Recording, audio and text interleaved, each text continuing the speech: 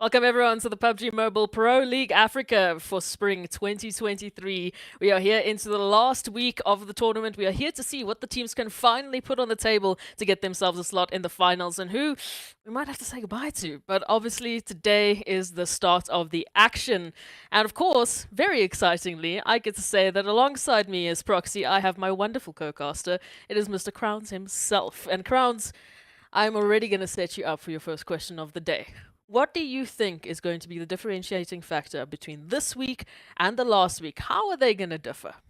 Other than the fact that we're not going to be getting much dad jokes from DK, I think it's going to be different because all of these teams will be coming in with the sweats. This is week 3. This is phase 3. This is that week where you want to sweat it all out, get yourself as many bonus points as possible, and make it into the finals. They have to. They have to get that last little push in. Otherwise, we have to say goodbye to them. There's only 16 slots in those finals. 4 teams are going to not make it. And that's a very sad prospect because we've all gotten and fallen in love with these teams and their stories and how they have been taking their journeys across. But it's just how the cookie crumbles. But of course, as we get into it, let's start talking about that format, that all-important change that has brought these teams into the gauntlet. Crowns, take us through it. I have said way too much about this format. Man, I feel like this format definitely set these teams up for, the best tournament they could actually have fun with. Because, 20 teams going into 3 phases, 5 days in each phase, where the top 16 teams would be making it all the way to the finals. There is no super weekend, which means you really have to get the work done. But without the super weekends, it means they get that extra map of Vikendi on Sundays, where they get to have a little bit of fun, gather a little bit of more points heading towards the finals. And when they get to the finals, those sweet, cheeky bonus points would be acting as head start based off of the league performance into our 3 days of finals where we've got 6 matches per day, and the top teams would be making it over to the PMPL Regional Championships. Oh, it's exciting. These teams obviously are going to be fighting for a lot of opportunities after PMPL Africa Spring 2023. But we know the one way they can make sure they're going to be able to get themselves into the finals is by utilizing the point system, which we know has gone through a little bit of a change that has forced these teams to be a lot more aggressive. Crowns, tell me, what do you think about the points change? Do you Yeah, I enjoy feel it? Do you like it? I I like it when I see teams that have cracked that code, right? We've really seen teams actually show that they've actually cracked this point system code where we have only 10 points going into the winner chicken dinner, 1 point from elimination, and that does seem it's funny because teams seem to want to go for that the lowest points, which is that elimination point. That seems to be what they've gone for the most. And we see teams like Greedy who were able to get 22 elims in one game last week. You can tell that they're cracking this point system. I mean, come on. When you take a look at it, the most you can get about placement points is only 10 points per match. So it's understandable that the teams that really want to get themselves to the top, they are going to be gunning for the elimination points because there's no cap on how many eliminations you can get. The only cap that there is how good you are and how many you can actually get in one single match. So these teams have been gunning, they have been aggressive, they have really adapted to the meta, and I've been personally enjoying it. I think it's what PUBG Mobile needed to force these teams, out of their hidey holes, to force them into the engagements and to put them into some real pressure cooker situations because that's where we really get to see the best of the best coming to fruition. But enough about points. There's another section of points we need to talk about. Rounds, you mentioned it, the bonus points these players get to take into the finals. I mean, just imagine having a maximum of 80 points that can be your safety net in that finals weekend. Yeah, I feel like at this point we can only imagine because with the disruptions we saw coming through from Titan Game, which is a huge disruption on that general ranking, we're definitely not going to be seeing that 80 pointer come through from a team in this PMPL. But still, doesn't mean you cannot still fight for that point. And I'm currently looking at those bonus points that these teams are gathering, and I'm like, some teams are already setting themselves up for a very, very good finals. Oh, absolutely. I mean, just the idea that you have a few points to fall back on, if you're not having a good game, or if you need a few games just to sort of suss out the competition, get your idea of who you're up against, and, how those finals vibes are really going to be moving on in, it really does help out some of the teams and alleviates some of the pressure. And we know there's going to be plenty of pressure. So, anything that you can do for yourself now to help you out a little bit later, please. We implore all the teams gets as many bonus points as you possibly can. But we know the teams aren't just playing for points; they are playing for a share of that fantastic prize pool that we'll be taking a look at shortly. And along with the prize pool, we obviously have a few bonus prizes that they could go ahead and grab, Crowns. Yeah, and right here in the league stage, everybody gets that same amount of money, $1,300 to everybody. But you can tell that when there is more money to be gotten from making that top 16, you know that all of these teams will be fighting for all of that, which is what is going to make it more sweaty this week, because this phase is the last chance that a couple of these teams have to make it into that top 16. But man, the MVP, which is a race that is seriously on, I never thought we would actually see that MVP race kickstart this early into the tournament, because the MVP works on $1,000. Of course, it's going to be sweaty. Oh, absolutely. And we've got so many insane individuals. We've been speaking about it. We've seen individuals from certain teams taking on an entire team and getting an entire wipe. It's absolutely ridiculous. But also that extra bonus of the Vikendi rewards. Teams also have an opportunity to get themselves an extra slot from that. And by doing so, they need to take a look at what the Vikendi rewards really are. What are the systems in place to get themselves a share of those wonderful rewards? And I am still having a bit of a problem because we still have not seen a crossbow. The crossbow, at the point I'm like, okay, you know what, guys, if you guys are not really looking forward to that crossbow, at least you use the pans and the runovers. See, I actually think we didn't even get to see as many runovers in the map of Vikendi is actually painful. So every player that is watching me right now, gone for the bonus points, But I did tell DK in the first week that, I feel like we wouldn't start to see some of these teams go for these Vikendi rewards until we get to this phase 3. And that is because at going towards the middle and ending of phase 3, we know that a couple of these teams already know where they sit when they go into the final. So that being said, you would know that they have more to lose. But right now, everyone's just sweating and trying hard to get the points. Absolutely. I mean, I don't blame them, and a lot of them are just aiming for those elimination points at this point, so that's a lot of points. But ultimately, we need these teams to show us a little bit of the style. Use those pans, use the vehicles a little bit more. Please find a crossbow. I was staring at the weapon loadouts, and I didn't see a single crossbow being picked up, so there's a missing chance. Teams are ignoring it. They need to get back into it. But we'll see what happens on Sunday. Hopefully, we're going to see some crossbows. Otherwise, where's those $200 going to be going to? It's going to be Probably the to question. me. Grounds, are you I going to mean, suddenly stop playing Vikendi? I You going mean, to 1vx all of them? to an extent, I think I can. Yeah, the challenge is on, guys. I think I can actually 1vx everybody in the lobby. Don't come at me in the chat. I'm good Ooh. like that. So you think you're better at the crossbow than the rest of these teams? Yeah, I mean, especially with the crossbow, definitely good at it. Challenge has been set. These teams need to be better than Crowns. So we're going to wait and see if that's going to come to fruition. But let's actually take a look at the calendar just to remind everyone how the dates have been going. We keep talking about all of these phases, but what does it all mean? We're talking about the weeks, of course. So week 1, week 2, done and dusted. We are into the last stretch, the last opportunity for teams to secure themselves points for the overall standings to see if they can get themselves a slot in the finals. And of course, the last opportunity these teams have to jam a little bit of that Vikendi action on Sunday as we go through this phase. And we said it again, Crowns. There's a lot riding on this week. We talk about it. It's the last opportunity these teams have. Yeah, it really is the last opportunity. Every single break this week would be worth it. And I'm pretty sure these teams would want that break that we have coming through Thursday, because they would really need to take a breather. Everyone is going to be sweating. And when you're sweating, you need time to just calm down, which is definitely what we've got out here in this final week. That Thursday day of rest, everybody needs it. And then after this phase, teams get that 4-day break before they head into the finals to tough it out. It's going to be a very, very sweaty finals. We can see there's 4 days before the finals. The teams have to do a little bit of VOD reviews, get impressions in, and do a little bit of strategy changes. So we expect already a lot of teams to change up the style of play that they're going to bring into the finals. But the only way they can get there is to make sure that they're in the top 16. So teams that are still holding out on us, we're running out of time. You need to showcase some of your best skills here. Otherwise, we're gonna have to be saying goodbye to you. So that is gonna come down to this week of play. And speaking of the teams, speaking of the players that we are begging to show us all that they've got and get themselves a slot in the finals, let's take a look at the attending teams and their new groups, because we know every single week these groups are gonna be changing up, Grants. Yeah, the ultimate test of adaptability. What is the other word?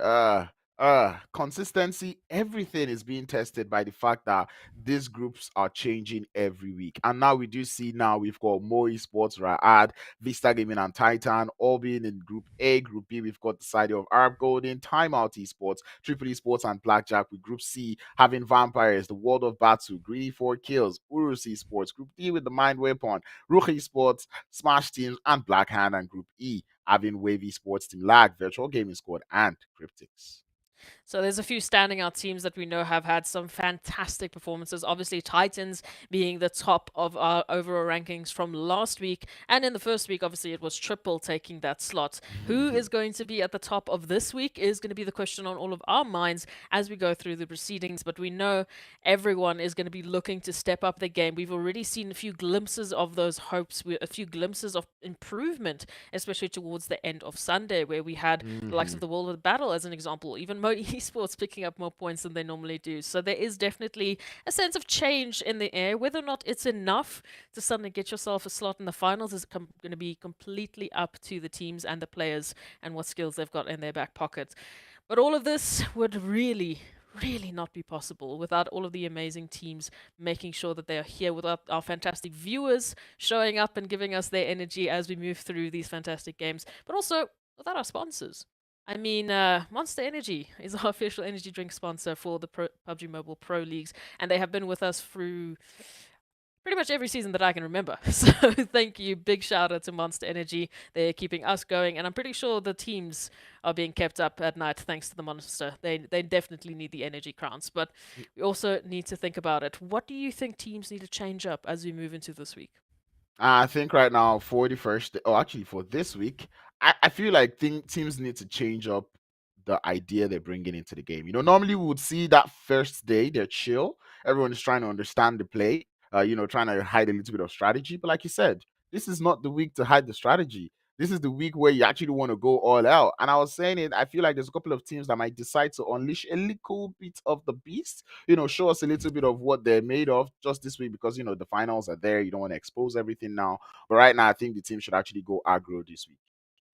I would hope so. I mean, I need them to get some crazy eliminations. We could take a look at last week's overall rankings just to see what the bar has been set, and where Titans left it at was 209 points. That's what they garnered all in a single week of play. And you can see those eliminations, that aggro aggressive energy, that garnered them 131 eliminations. I mean, a little bit of a tier above the rest, but Greedy4Kills were hot on their trails. Yep, they were really hot. Greedy really came through clutch last week. I mean, 127 elimination points. That is just outrageous. Wavy Sports, they just showed us that last week when it comes to stealing chickens, that is something that we do so perfectly. We saw them do that a whole lot. And man, let me not even start about the performance that Titan Gaming was able to pull off going into the end of last week's games. It was brilliant. But again, it's the Titan of old, as we can talk about it. From the previous season, we know what Titan is capable of, and they really showcase their experience. They showcase some of that aggressive energy, and we love to see it. Yes, some of the other teams also made fantastic improvements. I mean, RUKH Esports, it felt like we were thrown back in time to phase one in their first few days of performance. They were absolutely crushing it. They looked like the team to beat, but since then, it's been a tough time. At least towards Sunday and Saturday, they really picked up the pacing and they picked up a good amount of points. As we take a look at the second page, obviously, we know with such crazy teams picking up, triple-digit points, it's going to start filtering down as we get to this page. Blackhand, also a team that I'm really hoping to see a bit more of. I felt like they were a bit quiet last week. We didn't really see that explosive energy from them.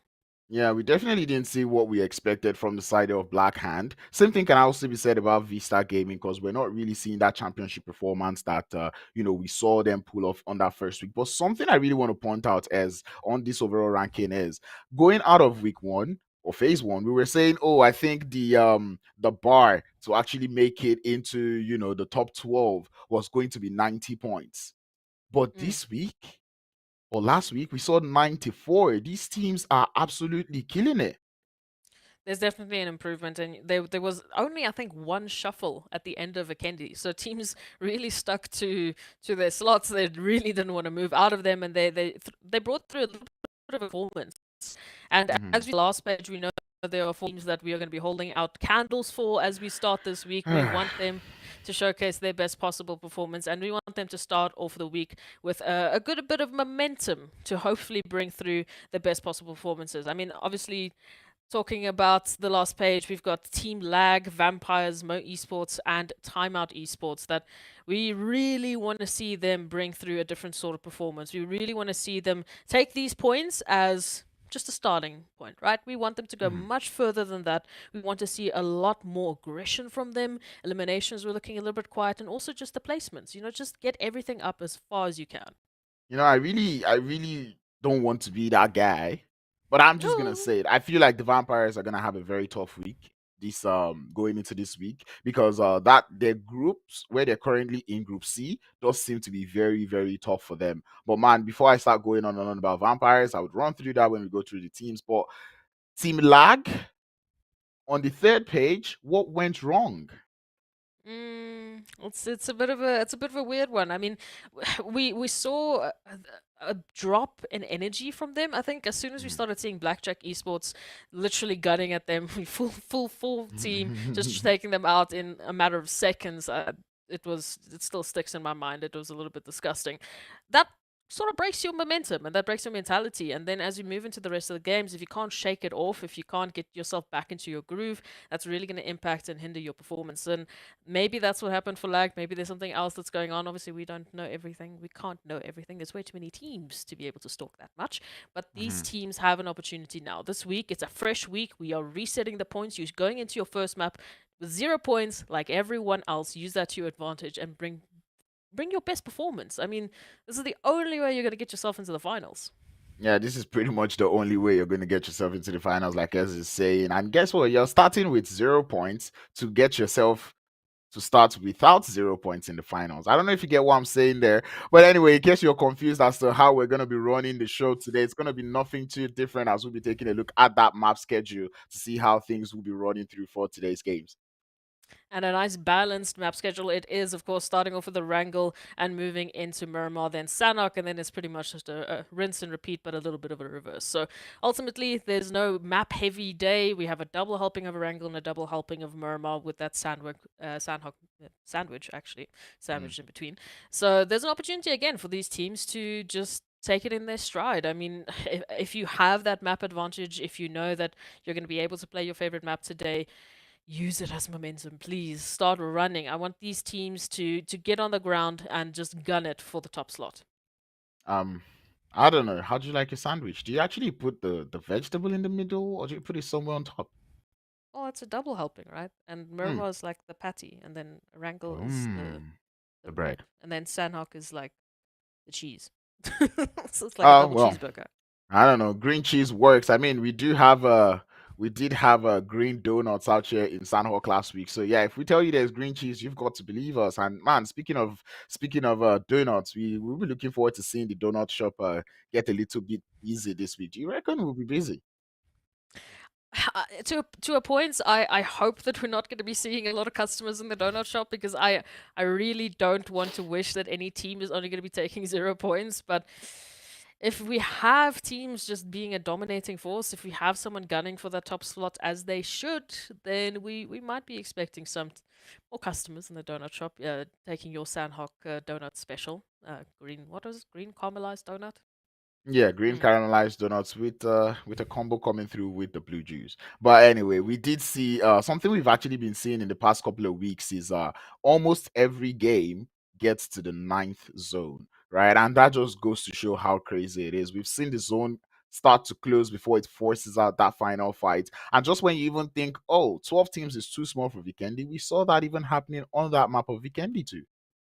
It was wild to see it on Vikendi, honestly. I mean, Wave Esports, they need to give it up to their teammates because they know how to play a game of cat and mouse and hide and seek as well, just all jumbled up into one.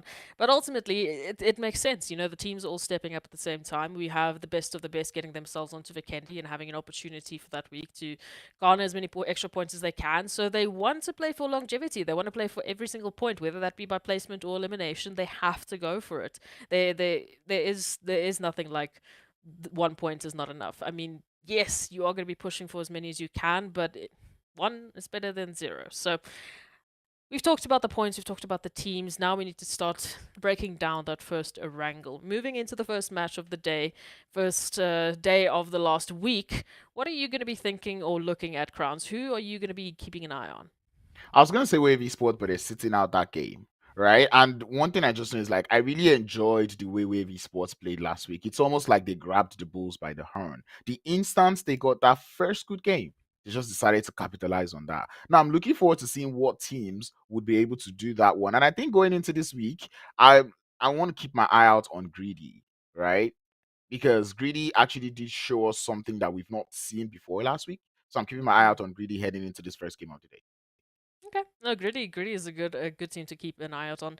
They're also one of those teams though that really only started like hit some crazy numbers towards the end of the day. Like those last two matches, it Mhm. just seems to be where they are thriving. I don't know if they're just waiting for everyone else to start falling asleep a little bit, but that's where they really start to wake up. But enough talk about that. We're going to be getting into our first map of the last week of PMPL Africa Spring 2023, and of course, what better way than to start it off on the bread and butter of Erangel, moving in from Kameshki. This flight path is starting off pretty north. Yep.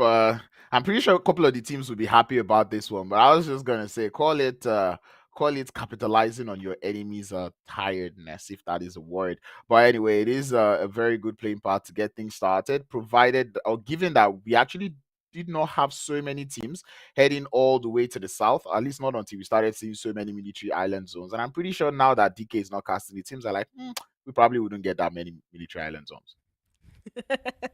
Maybe DK is to blame for all of those Yeah. military base zones, honestly. I've never seen that many in like a short succession. But it's definitely what happened, and these teams have been dealing with it quite well. I'm glad that we are starting on Kameshki, who really don't get much love to the side of Erangel often, so we're going to be seeing Arab Golden actually taking advantage of that. Boots on the ground, like we said, and they're definitely looking to get their boots on the ground as soon as possible, taking a nice split up approach. Rest of the team is going for a little bit more of a normal drop side. We've got RUKH towards Saverni, the rest heading towards that central position. But look at that Oof, flight. oof, Look at oof. that zone that is all the way to the south.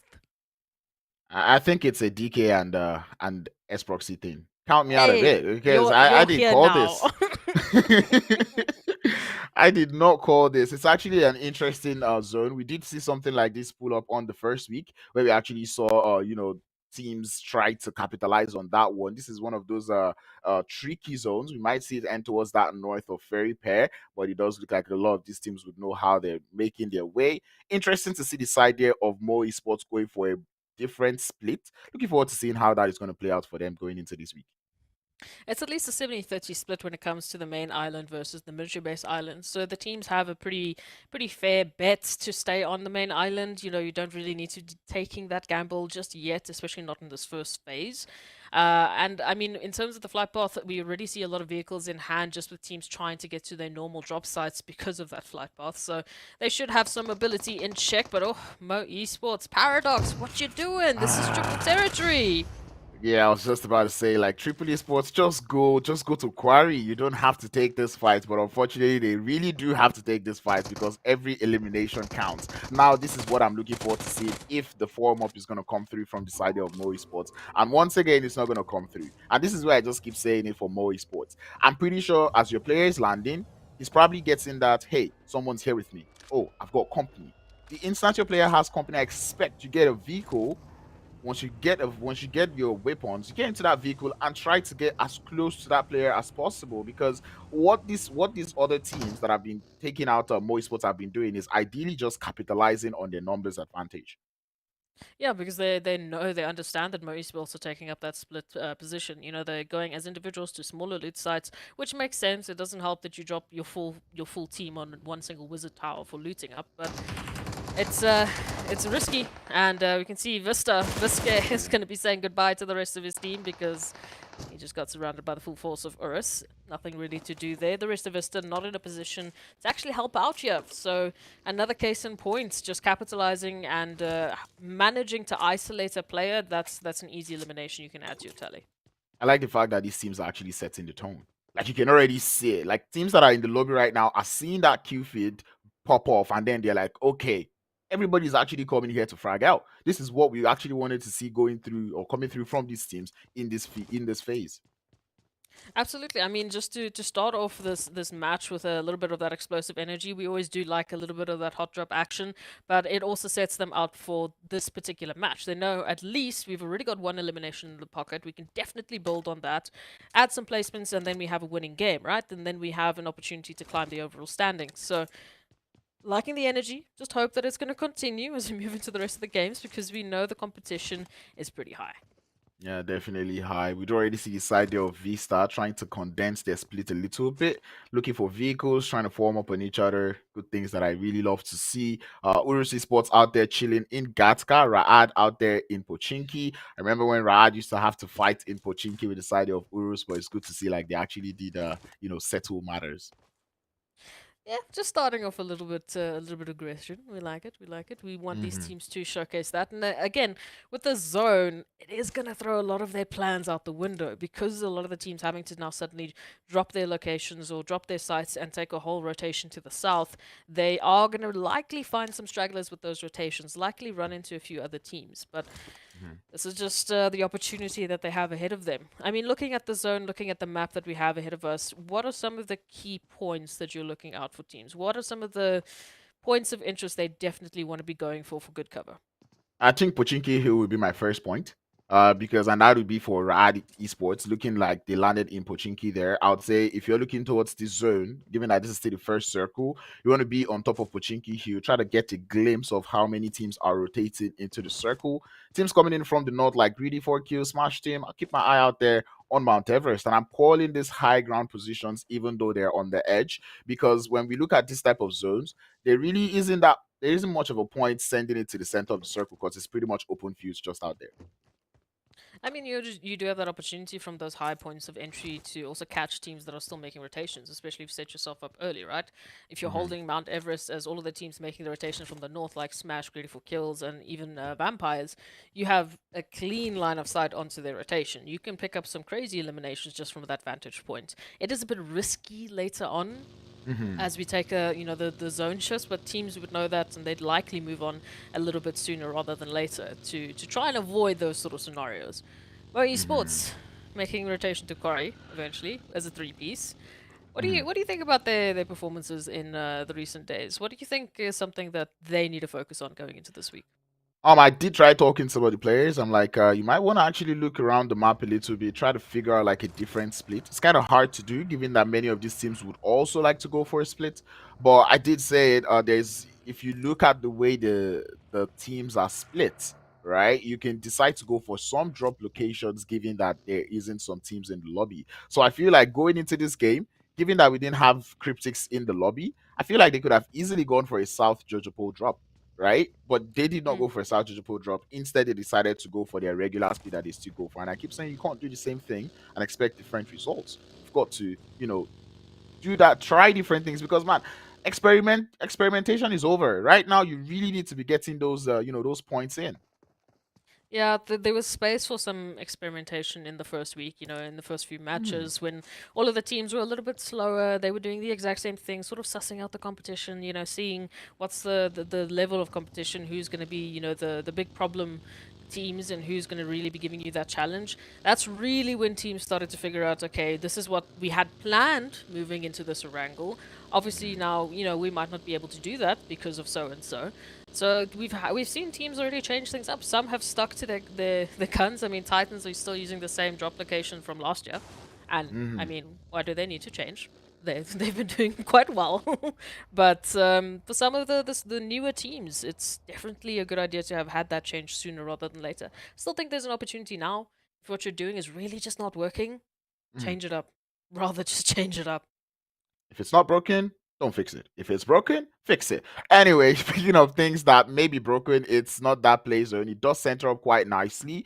Teams like Team Urus who are able to have some of those compounds up on that northern side will find themselves looking quite pretty. Quarry having a little bit of high ground would also work. I'm looking at the position held there by Raad. And man, if anyone coming through from that north actually still has a whole lot of space to work with. But I still have to say this for teams who are going for late rotation like Smash Team right now, definitely not ideal. Ooh, what a zone rotation this is going to be. I mean, we do see a few teams just rotating on down from that Everest position. Black Hand with a few shots in the back, it seems. HP Bar's not looking too great. That might have been the zone as well, though. But they have an interesting rotation to take now. I mean, moving on forward from this position, there's a good amount of space on the side of that eastern side of the zone because a lot of teams are trying to gun it for that center right now. So if they can get the timing right, they might have a very easy entry. Blackjack Esports, on the other hand, looks like they're eyeing out URUS and seeing if they can maybe pick up an elimination or two. Yeah, and I feel like the zone right now has like a little bit of high grounds just on the outside. So teams that are sending into the center are definitely having their eyes on some certain compounds that they're like, you know what, let's get into these compounds and actually hold these compounds. So if worse comes to worse, if we're getting an open field finish, we'll know how we can actually really just send it back into the compound. We've got cover, and then we have the advantage instantly. Liking what GREEDYFORKILLS are trying to do here, however, when we take a look at it with URUS, they do have the high ground. So a lot of the spacing and cover that they have to work with is not going to give them line of sight onto URUS's position and not give them that opportunity to fight back, except for that upper window. And URUS, on the other hand, they also have a little bit more trouble to deal with. They've got Blackjack Esports right behind them, so they need to be careful about where they're going to be rotating. And especially when a team like Blackjack, who has been showing improvements going through from week to week, would always see them try to adapt to the lobby. And this was something that I actually did say, going into that second week, that these teams really need to learn how to adapt quickly, right? You don't need to take all 3 days to actually, adapt to what is going on in the lobby. Well, you would hope so, but again, it's easier said than done, right? Like these teams are fighting up against some really tough competition, and sometimes it does take a little bit of time to get into the groove. Or, again, it's the mental, it's the map rotations throwing you off. I mean, this rotation would throw me off quite a bit. Having to go all the way from the north to the south. I mean, come on, you're not making it easy here. But definitely at this stage of the MPL, you need to be quick on your feet. You need to be quick with that adaptation. The rest of the teams aren't going to wait for you to be ready. They're just going to take you out of the lobby. Yep, and no one actually wastes time to actually take you out to the lobby. We're about to get yet another zone shift, and this is that deciding zone shift. Oh, as we are getting an open field finish. I'm so glad. I'm so happy because I really love when we get those open field finishes. That is the best type of zones. Ooh. Good luck finding cover. You're just gonna have to deal with your vehicles, maybe a tree or a hay bale, I guess. That's all you have to work with, unfortunately. It's really gonna force these teams to stay on the outskirts a lot more than they were planning to. I mean, obviously we know teams love to get that center position and start taking, fire at anyone trying to make rotations. I mean, that's one of the easiest ways to get eliminations. Now, they can't do that. They have to stick to the outskirts. They have to go shoulder to shoulder, room to room, knocking on doors, and looking to get some points here. Titans already doing well, finding two elimination leaders. Not that that's saying much right now, because it's been pretty quiet. We only had 4 players drop so far, and we're in stage 3. And we've not lost, we've actually not lost the whole squad for the time being. Matter of fact, I think only timeout have lost only 2 players, and everyone is still trying to keep their numbers advantage, which is nice. But then, given that this zone doesn't get any bigger from here on out, it's only going to be a matter of time before this violence is going to, erupt in this lobby.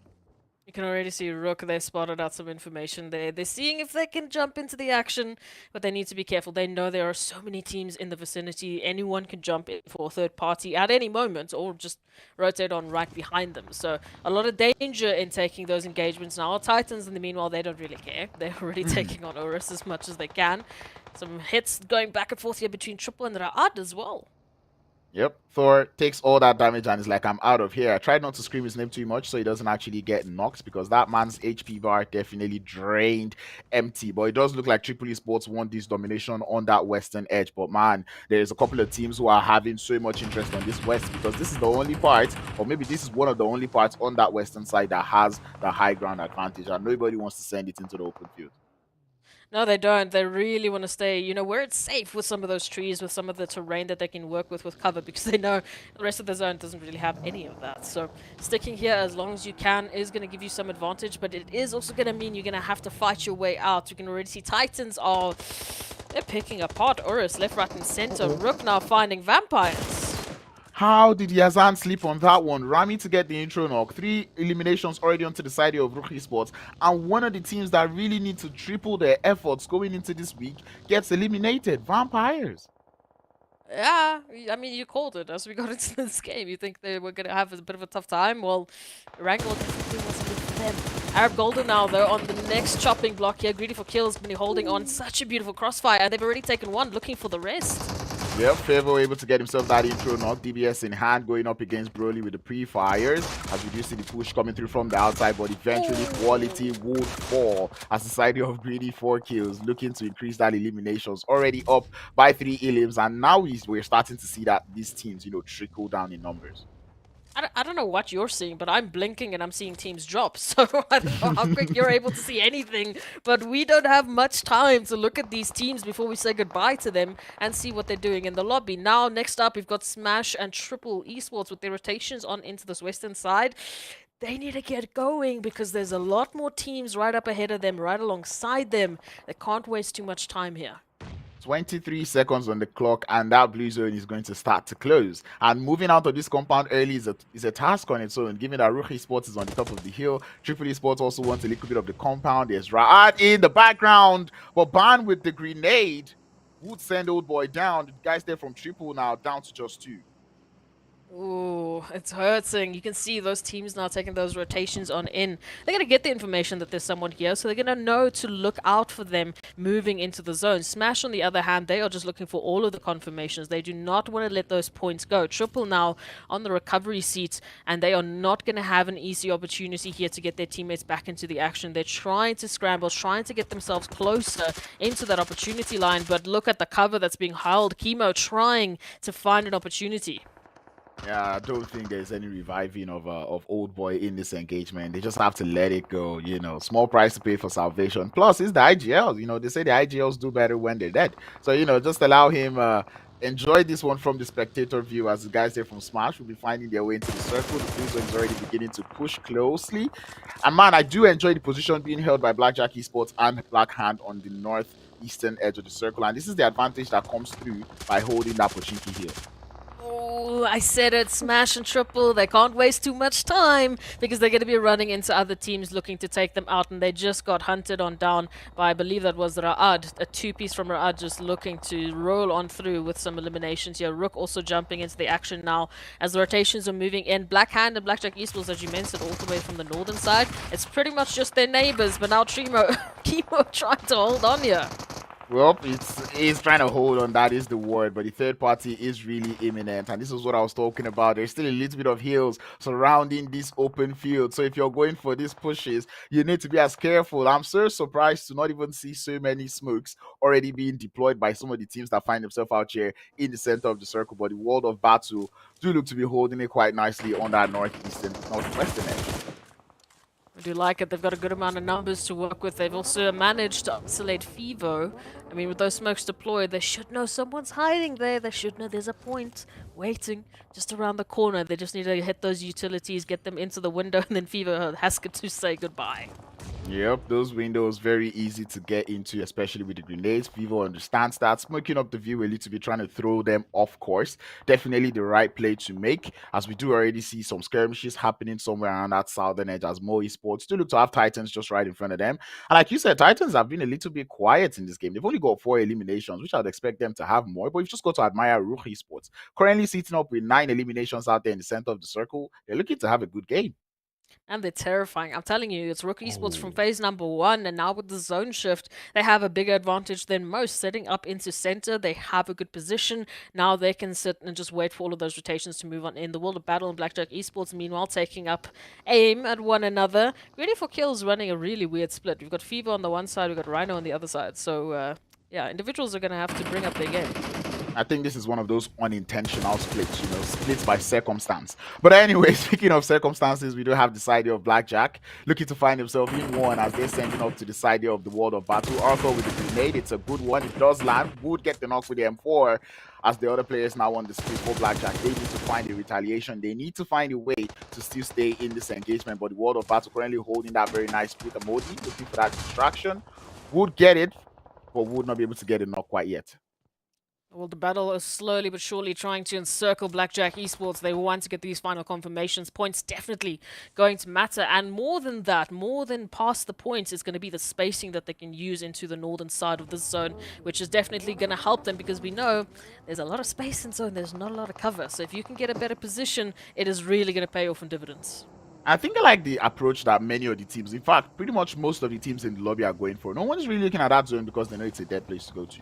Everyone is actually just looking for those eliminations on the edges of the zone. I mean, we're seeing the world of battle, greedy, timeout, even the side there of Titan. Everyone is on that edge looking for those elims before they have to make that, inevitable position to send it straight into the circle. And speaking of sending, we do have the side of Mori Whoa. Sports going up to the way of Titan. Stick is going to be down, but the grenade from AXA would fall hates. But the side there of Mori Sports, they would not let it stop them. AXA has got another grenade ready for him. Vortex would send it out. The land would come through, but the damage would not be done as hates. He's able to supply as much information up onto his team.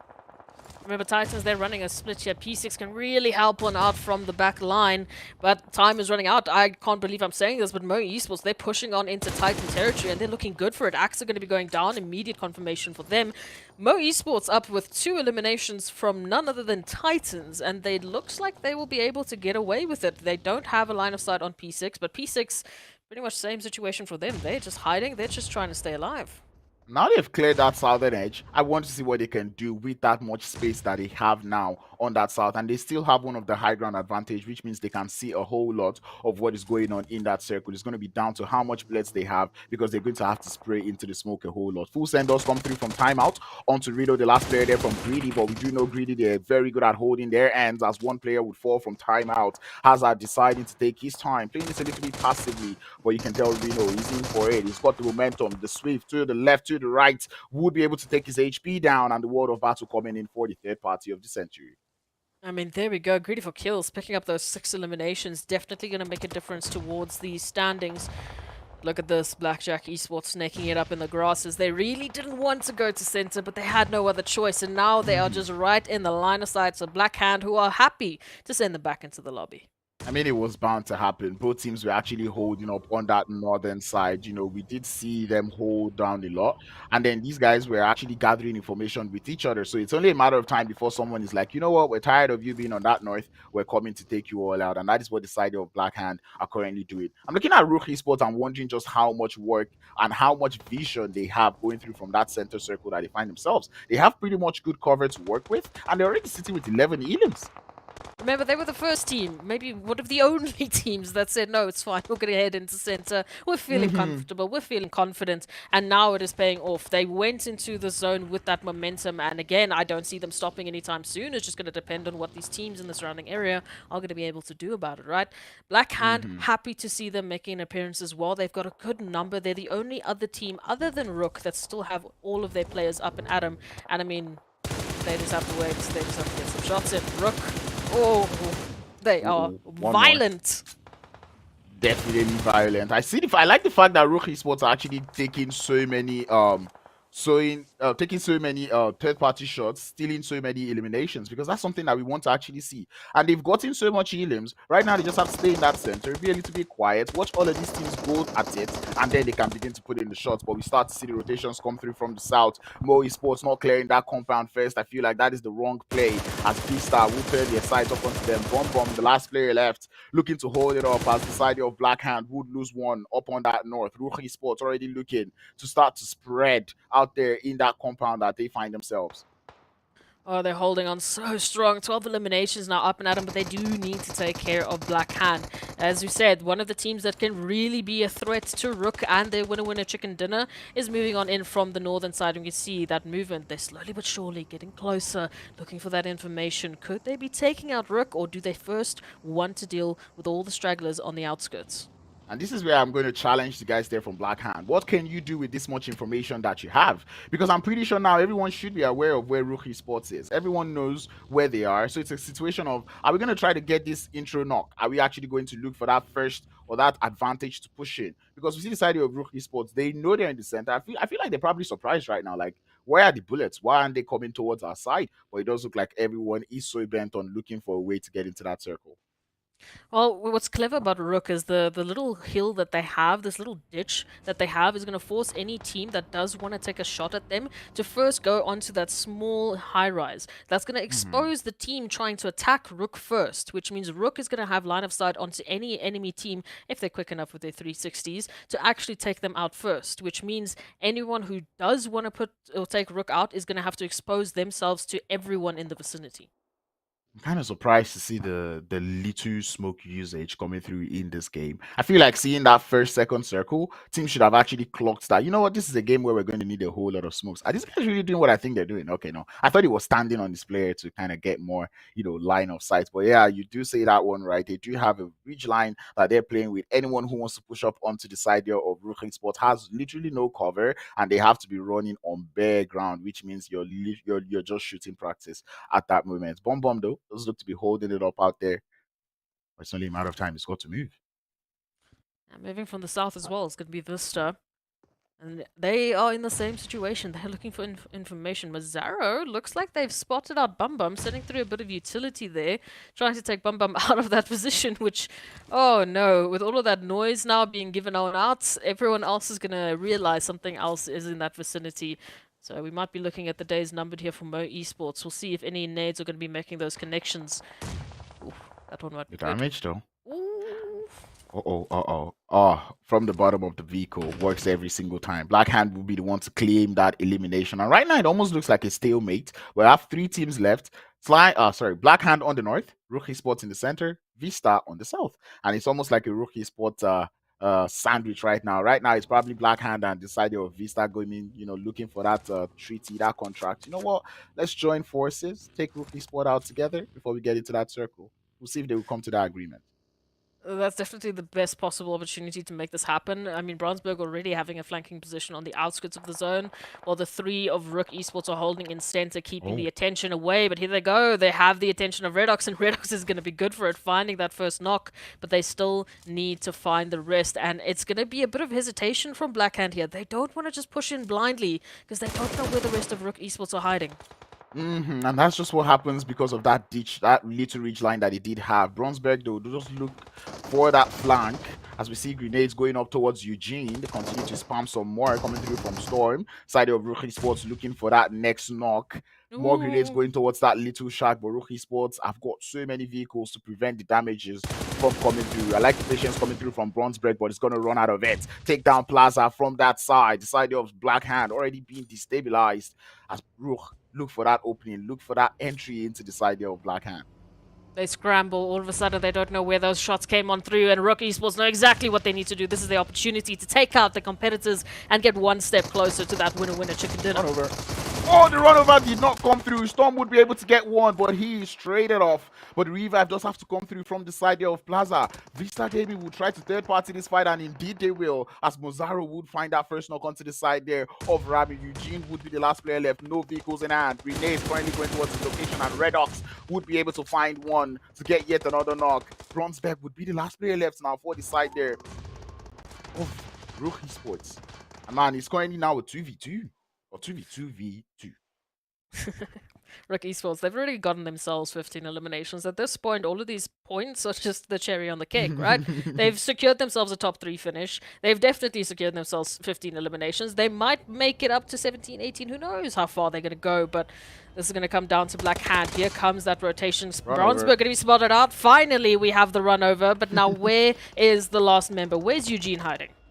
Yeah, that is the question that's got in mind. Well, I guess the answer would be coming through. DBS in the hands of Eugene. Does go for that jump. A little bit of a mistake. His HP trickled down to the minimum, but the third party is imminent. Coming through from the side here of Vista. They're looking to be the new wave esports. The vehicle explosion would take out RUKH Esports and they would go out, but now it's down to a 1v2. And REDOX all the way towards the northern side, having to chime on in, but Mazzaro with the perfect line of sight onto their position. Just one more shot could actually solidify it, and we could be giving a winner-winner chicken dinner to Vista Gaming. Plaza will not be able to gather as much information as possible as Red Dog is able to find that knock up onto Aboud. It's now a 1v1. Mazzaro on the far south. RUKH out there on the north. Smoke's being deployed by RUKH as he looks for a way into the circle, but Mozaro would use that one as a chance to start to make his way into the circle. But RUKH, he's got the smokes, he's moving through it, and maybe this is what they were saving those smoke grenades for. I was talking about the grenades not being used so much, but it does look like RUKH will start to find his way in, finds the snake in the grass, and Black Hand will take the first winner chicken dinner of the day. We were making a few jokes in chat last week saying that maybe what Black Hand needed, maybe all that they needed was to have Crowns casting. And I'm just saying, first map of the day, they get a winner chicken dinner. Coincidence? Pattern? Coincidence, I think not, but ultimately what we are seeing is Black Hand stepping up to the plate and in a phenomenal shape and manner. RUKH Esports, though, were terrifying, I would say the least of that. I mean, picking up 15 eliminations almost like it was nothing, just making the rotation into center zone, and then just having the audacity to be in center zone in such a wide open zone. I mean, they looked like they were comfortable. I think with RUKH Esports going into that game, it was a situation of we know when to stop.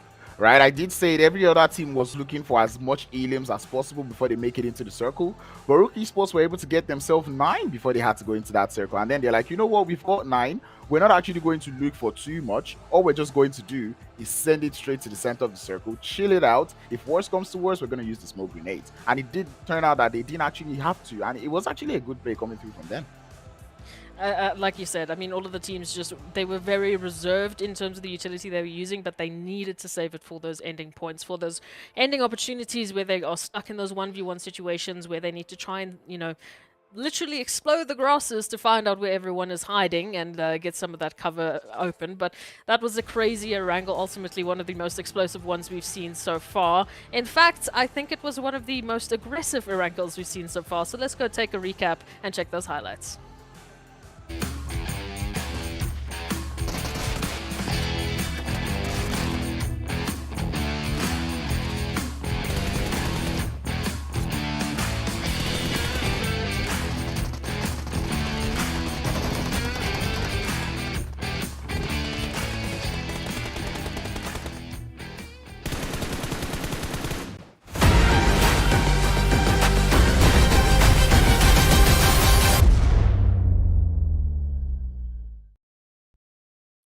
I mean, Crowns, that Erangel was just wild.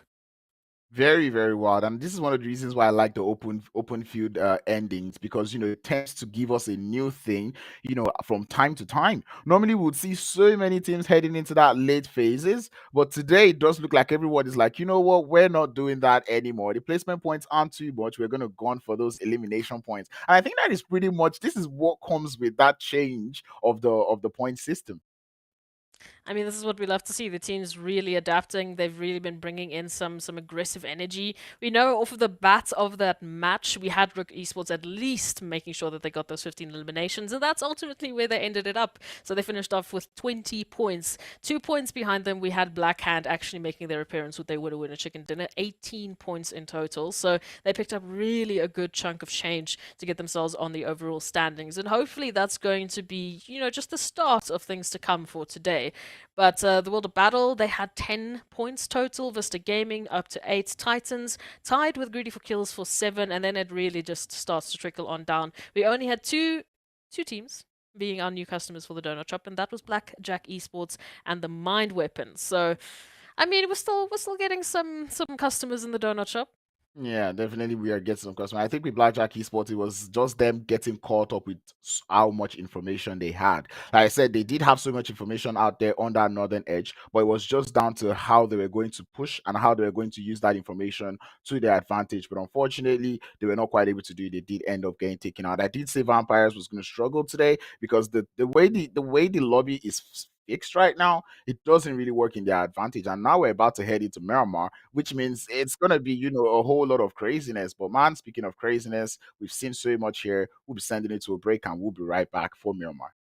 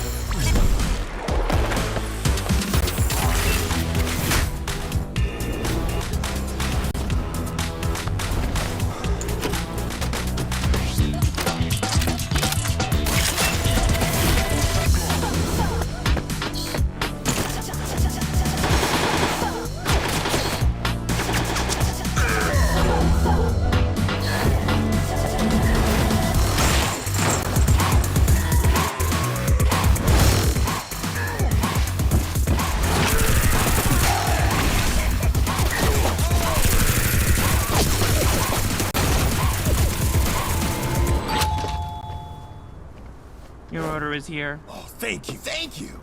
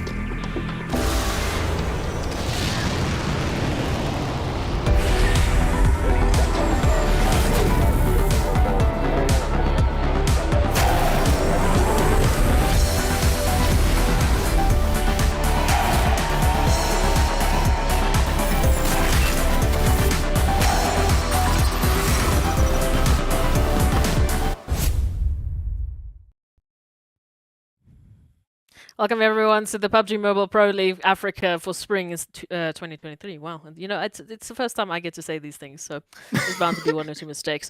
But as we talk about it, first map done and dusted for the last week of this incredible tournament, and we had such a explosive, aggressive, wild Erangel.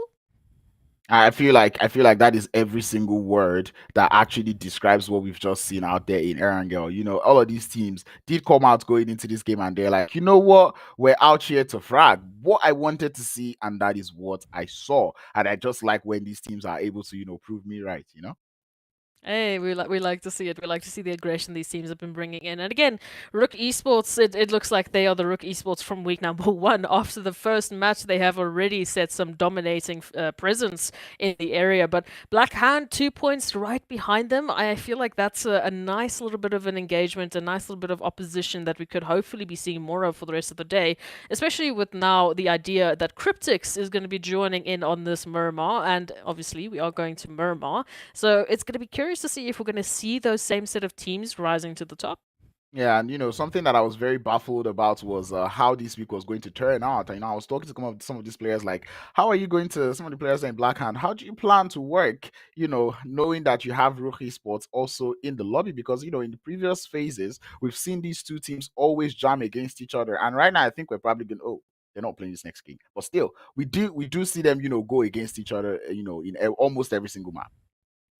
We do, and they've been picking up some crazy pacing. But we know CRYPTICS on their Miramar tend to be a lot more dominating. They tend to be a lot more aggressive, looking for those eliminations. Whether or not they'll actually get that success into this first Miramar of the last week is going to be the question. Maybe they'll just take this as a bit of a warm up, get an idea of what everyone's doing this week, because already we're seeing that different energy. We're seeing a different set of momentum these teams are bringing in.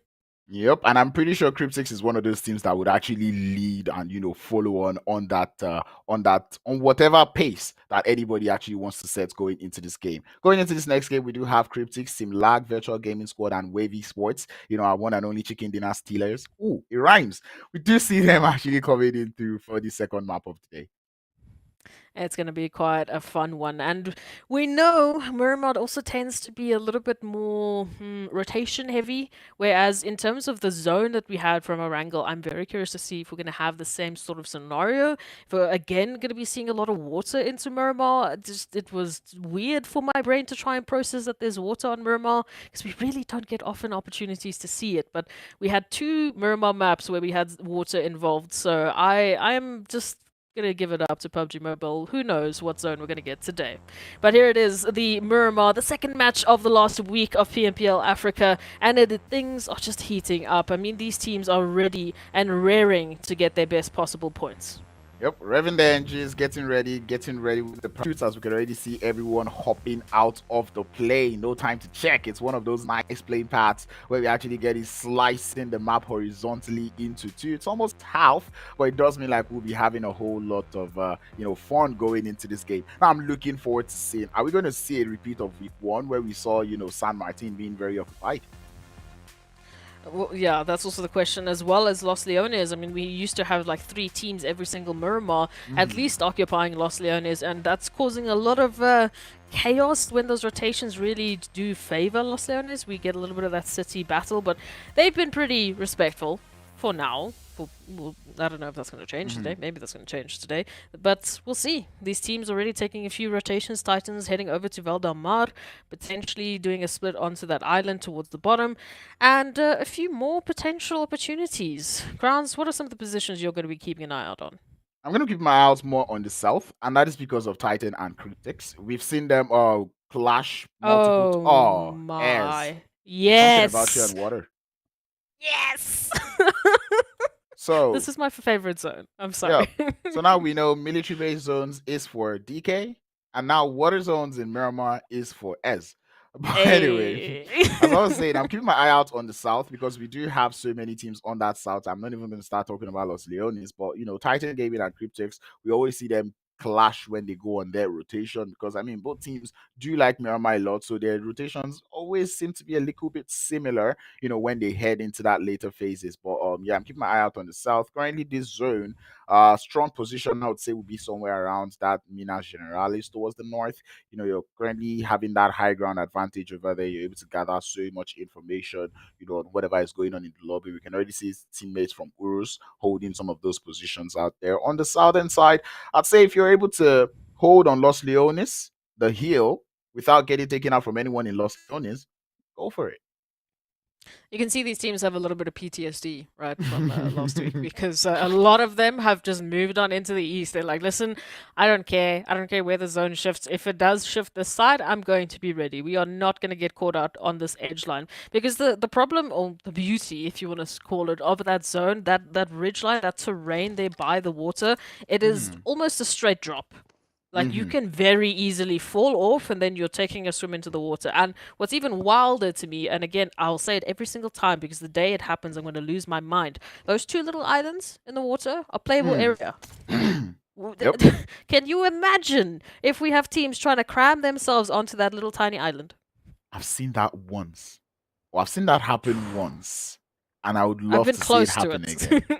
I would really love to see it again. Water zone in Miramar, definitely something that we're looking forward to. And I want to actually see how these teams will play this one. But man, given the way this zone is, I would say this is looking like a good game for Triple Esports because this happens to be their terrain, it's their home ground. And one thing we've seen from Triple Esports heading from last week's games is the fact that they know how to deal with laggy sports who are landing just out there in Impala. We've seen them go up towards laggy sports and take them out or make them so uncomfortable that laggy sports leaves the vicinity for them, thereby giving them a whole lot of space. So, man, I think Triple Esports set for a good one in this one.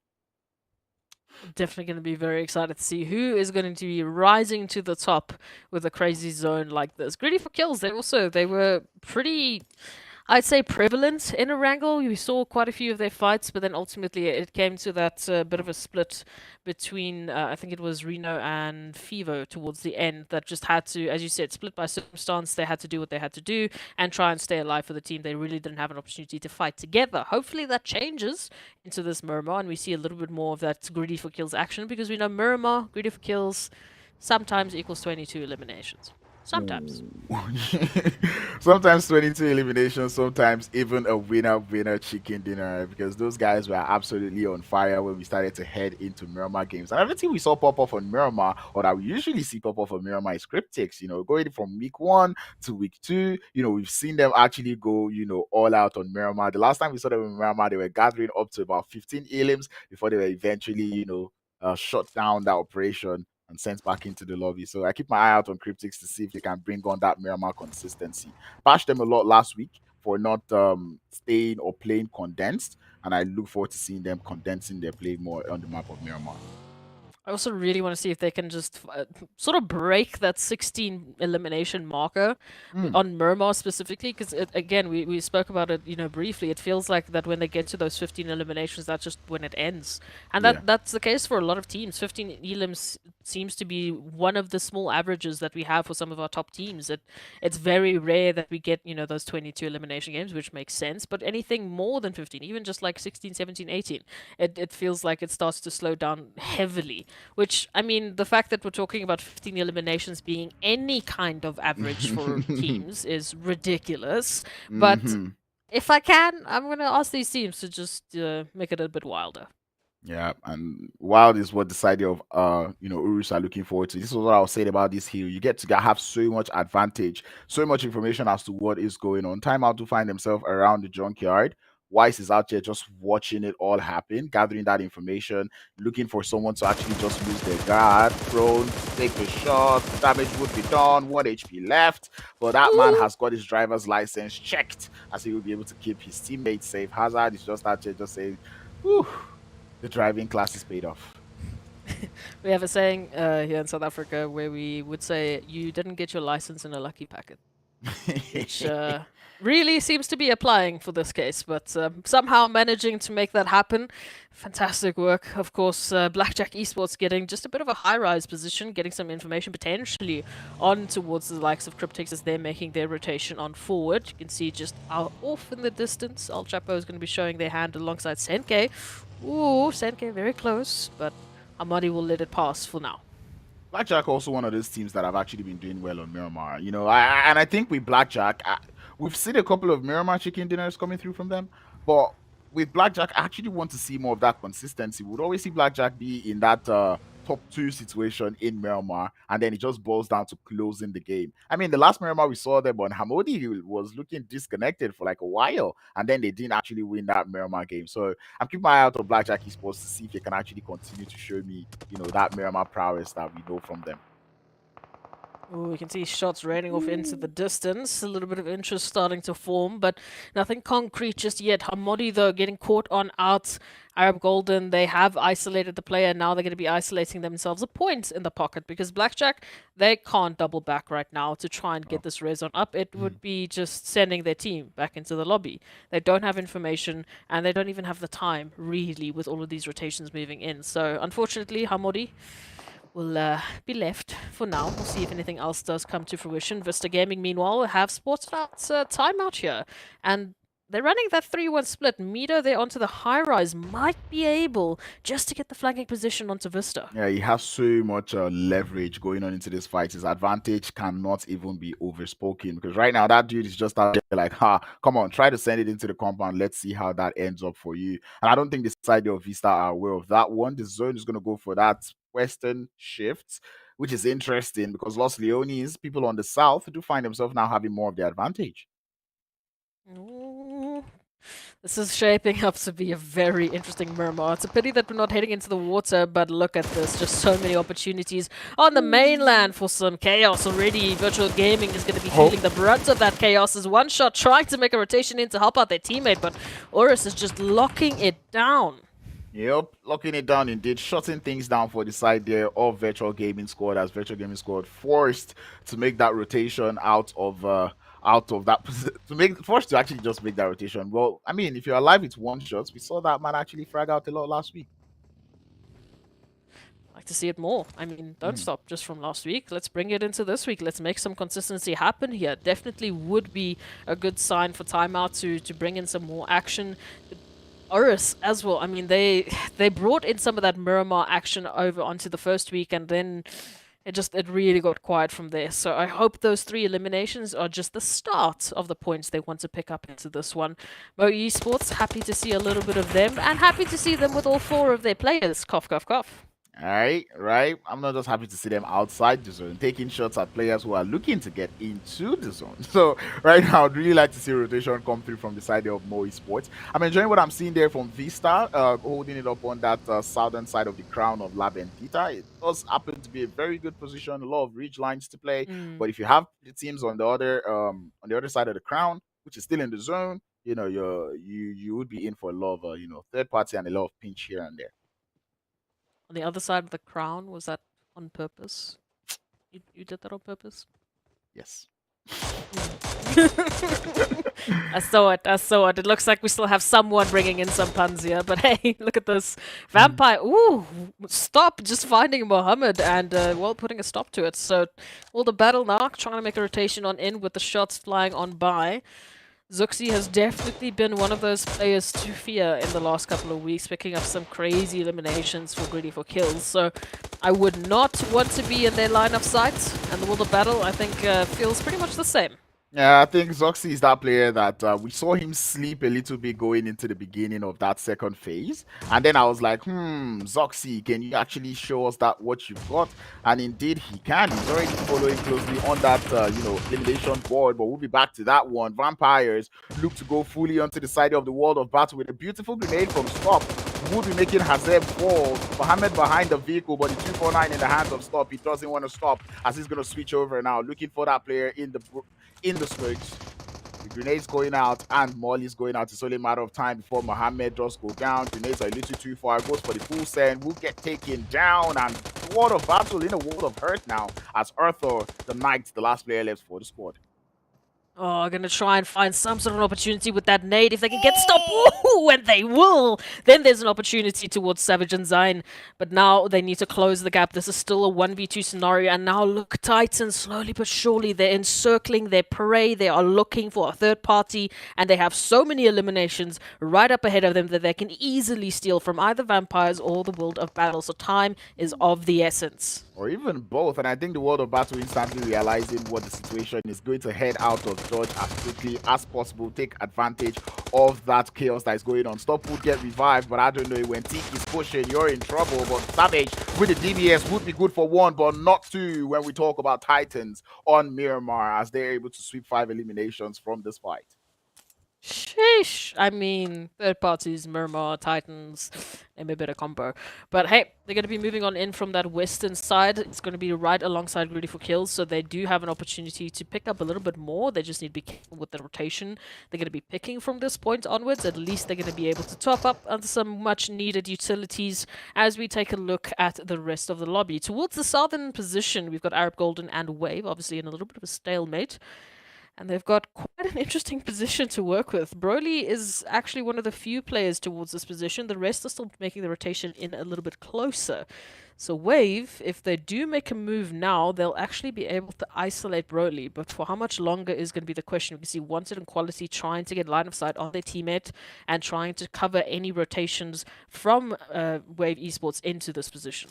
Yeah, and I think with Wave Esports, it's a situation of they know before they make any move or any advance up onto Broly, they have to take out at least one player on the top of the hill, cause that little bit of a distraction before they try to make it into the circle. But Vista in the center or on that northern side of the circle, look at a split.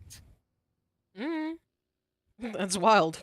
That's very wild, but we'll see if it's going to pay off for them. Right now, pretty much every single member of Vista is isolated. I don't know how they're going to get that return or how they're going to regroup or even where they're going to be holding that final position, but maybe this is an opportunity though. Titans, Axa down to a sliver of HP and Vista now moving on in. Again, they're isolated. Mozaro's here alone. And he's going for the push. I'm actually surprised. On Titans. At this point, I'm like, are you biting off more than you can chew now? Because that is what it's seeming like. But it does look like Nagato is looking for that little bit of an off angle. And this is what happens when you're playing around the crown. You know, you have that much space to move. You did it on purpose again. You do have that much space to move, and we do see Nagato using that space to his advantage. Ra'ad will pull up behind him, and like I said, if someone else pulls up to the other side of the crown, it's going to be a little bit of trouble, as that zone does move down to the south. Vista will be happy about that one. Same thing can be said about Arab Golden, but the Titans now, it's down to how well they want to hold on against this force of Vista Gaming. Oh, Bizarro, please just leave. This is just... he's making me nervous, right? Vista's still trying to get that rotation in, trying to regroup to cover and back up Mazzaro. And Titan's just waiting to see if they're going to be making a move. Meanwhile, Mo Esports from the other side, on the outskirts of that blue zone, actually moving on. But wait for that, it's Blackjack Esports here and Greedy for Kills. All of a sudden, it's Blackjack moving on into Greedy for Kill territory. Trouble on the south as Zeke would be able to find the intro knock onto the side there of Greedy. 2 players left now. Make that 3 or make that 2 actually in the vicinity as Blackjack would continue up on the prowess. Zeke is still looking for that Molotov, looking for the grenades up onto Reno, but would not be able to find any. No sound on the outside. Sending the grenade upstairs, would not be able to hit the mark, at least not just yet. As Phoenix now looking to go for that push. It's a good one to the face of Nosa, but will not quite fall him. As I love the grenade usage coming through from both teams. Absolutely, just trying to snuff out who's in the vicinity and find some of these stragglers from Greedy for Kills. Nosa trying to stay alive, but you're in a 1v3, my man, and they've got more guns pointed on you than anyone else. So we're going to be saying goodbye to Greedy for Kills now, as Blackjack Esports actually lock down the western front of the zone. It's going to be a good position for them and a lot of breathing room as they are waiting for that next zone shift. We also said goodbye to MEA Esports as they tried to take on the Titans themselves, but now it's going to be URUS on the chopping block as they're heading in for an uphill battle against RUKH. And it does look like Hazem was ready for the challenge. 2 players would be down for the side here of URUS as Farok and Hamzi out in the building looking to hold on to their end. Hazem looking for that long grenade, does send it out, but I don't know how far it's going to get. Not quite able to do the damage as Ra'ad looking to grab those revives. The blue zone is pushing up, which means they have to clear this as quickly as possible. Are they going to be fine with 2 or do they want 4? That is the question in mind. A lot of opportunities here for these teams, absolutely. But URUS now, the opportunity they have ahead of them is to try and get a res. Meanwhile, Ra'ad, they are just trying to keep track of the zone, moving with it, not letting anyone fall to the opportunity, and trying to figure out who is up ahead of them and lying in wait. URUS down to 2, now getting a couple shots coming through from VISTA, who finally regrouped and are now using their combined efforts to try and take out URUS. They've got them pinned down. Ramsey does not have an opportunity if they want to take this. It's going to be a tough time. Vista just need one more shot, one more opportunity, and we could be saying goodbye to URUS. Yeah, that man is really sipping that blue juice. I'm pretty sure he doesn't like how it tastes at the moment. As the side of Vista are looking to play gatekeeper and Overwatch into that circle. Talk about a split coming through from them. BSK is just waiting. It's like, oh, come on, bro. Get into the zone. He knows it's coming. Either you're going to be trying to make a run for it, or you're going to stay out in the blue and deny Vista at that point. But it's not a good ending here for URUS, and it might not be a good ending for Ra'ad as they unfortunately run into the setup from Titans as a 2-piece into a 4-piece. You do the math, it doesn't really work out. So we take a look at the rest of our teams. Vista still towards that northern side. Blackjack still holding strong onto the west. Now that zone rotation needs to move on in so we can see who's going to be the next team that's going to be zone blessed. It is Vista once again. CRYPTICS, I can say the same about them, but I'm trying to put up a petition right now. Can we change the name of Miramar to Titan? Because these guys, every single time on Miramar, they are putting in the work, but Triple have been quiet all day. Now they do look to have company in the side here of Wave Esports, as Hemo would be the first man on the full send. The rest would start to find their way as they trickle down. Hemo would fall as Wave Esports are not executing this perfectly. Gaddafi is going to probably be the next in line, and indeed he will, as Triple Esports shutting things down at instance it starts. Wave Esports realizing that, you know what, maybe we should have gathered more information before going into this fight. Yeah, maybe we could have just used a little bit of scouting opportunities, or maybe we should have tried to stick together and take this as a full team. Either way, decisions you coulda, woulda, shoulda. Now it is going to leave you down to only Petrox as a rotation needs to be made and you need to retreat, or we will be saying goodbye to Wave Esports. Triple going to be very happy with those 3 eliminations, but Petrox is going to be just rotating straight into Arab Golden. Broly tries to jump on down and take a little bit of a flyby at Petrox. Doesn't work out. He's good for it. But now, you still have to rotate out. And Arab Golden, they have the information. This will be a one-on-one, though. And this is hoping this guy is not getting, you know, tunnel vision right here. Looking for that one player, looking for that revenge. Waiting for the push coming through from Petrox. Will take a couple of shots, but will not be able to find any. As rotations would come through, center of the circle looking very, very scanty. The Titans still having a whole lot of trouble with the side of Vista gaming out there up on the north. And while the Titans and Vista is just going to be the CRYPTICS taking a wonderful amount of shot timeouts and actually succeeding, finding the knock, now just waiting for a bit more of an opportunity. Yeah, that opportunity is what they are looking for right now. Triple Esports still holding up on the south, looking for that entry into the circle. Inevitably, they would have to push up onto the side of CRYPTICS, but that is definitely not an easy push. As we see them just waiting for that zone to just cover all sorts of high grounds behind them before they start to make their movement into the zone. Titans, oh, getting a little bit cheeky, but P6 is going to be caught on out, and now it is relegated down to only Puncher, holding onto this western side. They were initially just taking on Vista, but now they need to deal with Blackjack Esports as well. We said they were holding onto this western front, and now they sense a few intruders heading into their camp. It's interesting to see the amount of solo plays we're getting today because Phoenix did get that knock up onto P6, and he seems to be the only Blackjack Esports member in the vicinity looking to go for that 1v1 up against Puncher. I don't really see many of their teammates forming up. I mean, I do see Zeke in the vehicle, but it's still like a little bit far out as we see Phoenix just waiting for Puncher to attempt that res, as Puncher is also looking for all that hope, meaning as he does send the grenade through up onto the side of Phoenix, but not before Phoenix would get his thirst. Puncher now knows there is no point, there is no choice. I have to go for the push. 11 eliminations for the team, and is looking to make that 112 as Blackjack Esports support would come through from the side there of Zeke. Puncher looking for the knock, will not quite find the spray down now as he does go down the hill. The Mini 14 would find him, and that will be the end of Puncher. Actually, make that the M4 from the side to take down Titan Gaming. Wow, what an end to Titan Gaming. I mean, with their eliminations, they finish off with 12 points that they're going to be adding to the tally, which isn't bad, but obviously they would have loved to try and take a little bit of a hit at that 22 elimination record. For now, though, we'll keep an eye out on the rest of these teams. CRYPTICS moving in from the south. Just behind them, of course, it is Triple, who are reaching out with a bit of a message that they want this compound, they want this real estate from CRYPTICS, and they might even fight them for it. It's only a matter of time. It was bound to happen. And I think Triple Esports were just waiting to make sure that their backs are cleared before they start to make a move into the circle. CRYPTICS definitely aware of this push that might be coming through. You can see them trying not to peek, trying not to find that intro knock, but El Chapo would fall for the bait. And that is what the players there from Triple Esports need. The flank would be found. And here comes the rest as Icy does hold that flank angle just all right. Wappy might just play spoiler for the side of Triple Esports. As we do see the full send now coming in through. Revives will not be processed quite yet as the full send will come. Kimo is going to be the first man as the grenade would make him fall. CRYPTICS still holding it up with 3. As Triple Esports now have to grab 1 revive. I'm loving this from Triple Esports. They're definitely staying active, but they are going up against CRYPTICS, who have had this opportunity. Icy now going for the flanking position, trying to back up their teammates and trying to at least try whittle down the numbers, which is what they need. They need a foothold into the 4. CRYPTICS might literally just blow them off back into the lobby. Yeah, the one thing that Triple Esports were trying to make sure does not happen eventually happened. They did get taken out from behind, or they're getting third-party from behind. The full send will come through. Marshall would fall as Old Boy would find him out there in the corners. The side of Triple now going for that full send. They are looking to play it as carefully as possible, but with CRYPTICS falling back and sending the grenades, they do seem to be holding up quite well for a 3-man squad. It's going to come down to those utilities. How many utilities do they still have left? How much longer can they sustain this before Triple potentially finds a foothold?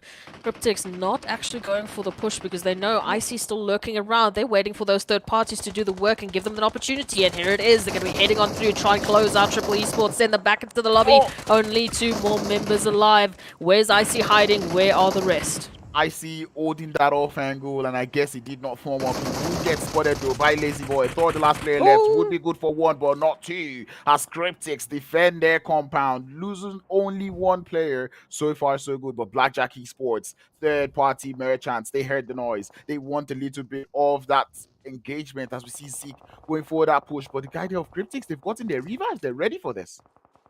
Well, they're ready at least in terms of numbers, but they still want to get those HP bars up. I don't know if they had an opportunity as well to get some loot going. Maybe they don't have the opportunity to refresh the utility just yet.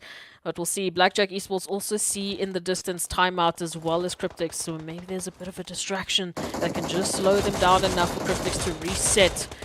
Timeout. Oh, in a world of trouble.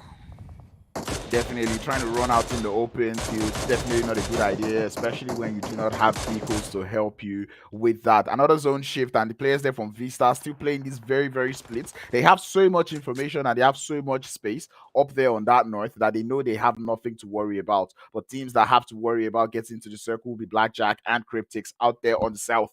As we see CRYPTICS, they're also focused on the center of the circle.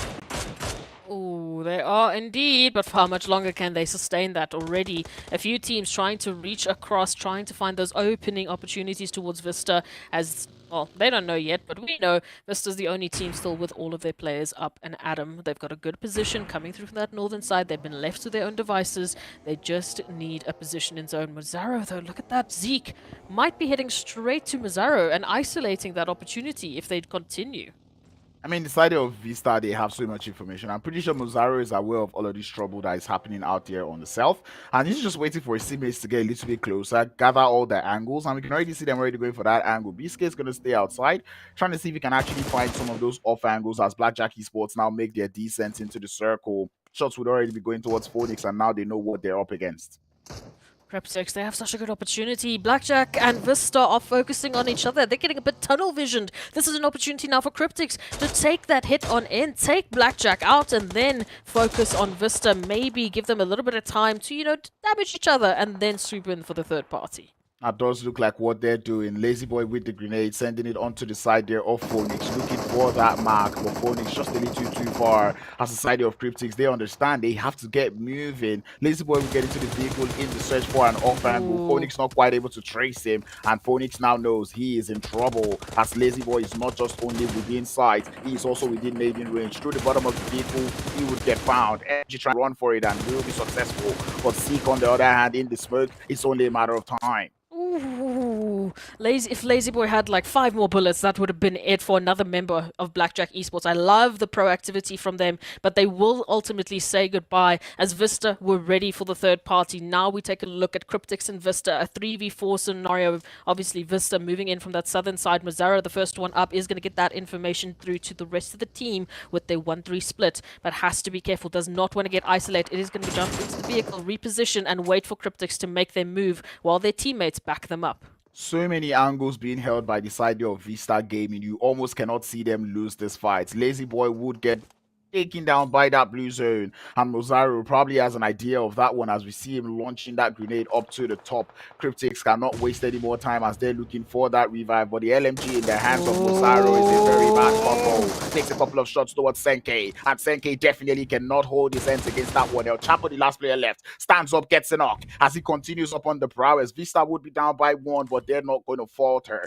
They're chill, they're relaxed. They know there's nothing to rush about because it's just 1 player left. This case still looking for that angle as the revive will be coming through up onto Mazzaro. Vista know exactly what they need to do. As you've said, they just need to utilize their numbers advantage. They know El Chapo is out in the zone. They know he needs to make a move into zone, and as soon as he does, he has to isolate himself. He has to expose himself, but a shot up through El Chapo down to 10, and we will be saying goodbye to CRYPTICS with the winner chicken dinner going to Vista Gaming.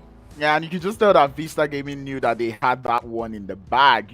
All they were just doing was waiting. They had so much information, so much space on that north, and they really, really used it to their advantage. And when it came down to it, they knew there's just 1 player. We can have fun with the snipers. And man, that was actually a good sniper. No, that was insane. Vista, they got the perfect timing, but also it fell into such... they were basically given that winner chicken dinner on a silver platter in some regard because Blackjack Esports and CRYPTICS chose to take that engagement at that time. They did so much damage to one another. They exposed themselves for so much longer that Vista just had to chime on in for that third party. They had the information. They had already done some of that damage as well and picked up some of those eliminations. So then it was just riding it all the way to the end. Beautiful finish for Vista Gaming, but also fantastic to see a few new names. Blackjack Esports, top 3 finish. That is fantastic. It is fantastic, but given that I actually did push it out that, Blackjack, you do well on Miramar. I just want to see you close it out. That is just one thing I want to see from Blackjack Esports. I mean, they were able to put up a couple of points on board going through from this game, but I really want to see them close it out. And I want to say something about VISTA Gaming. They won the game because they actually stayed on the crown. I was waiting to, like, I was very tempted to mention it during that final 3 finish. That you've just been pandering them, you've just been giving them this opportunity, and yeah, there it is. Okay, so puns equal a winner-winner chicken dinner. I apparently make sure that we have water involved in the zone, at least for the beginning parts, and DK is to blame for military-based zones. Got it. Starting to get these patterns down. Even if we can't get any predictions on the team, maybe we can try and become zone predictions. But let's go take a look at those fantastic highlights.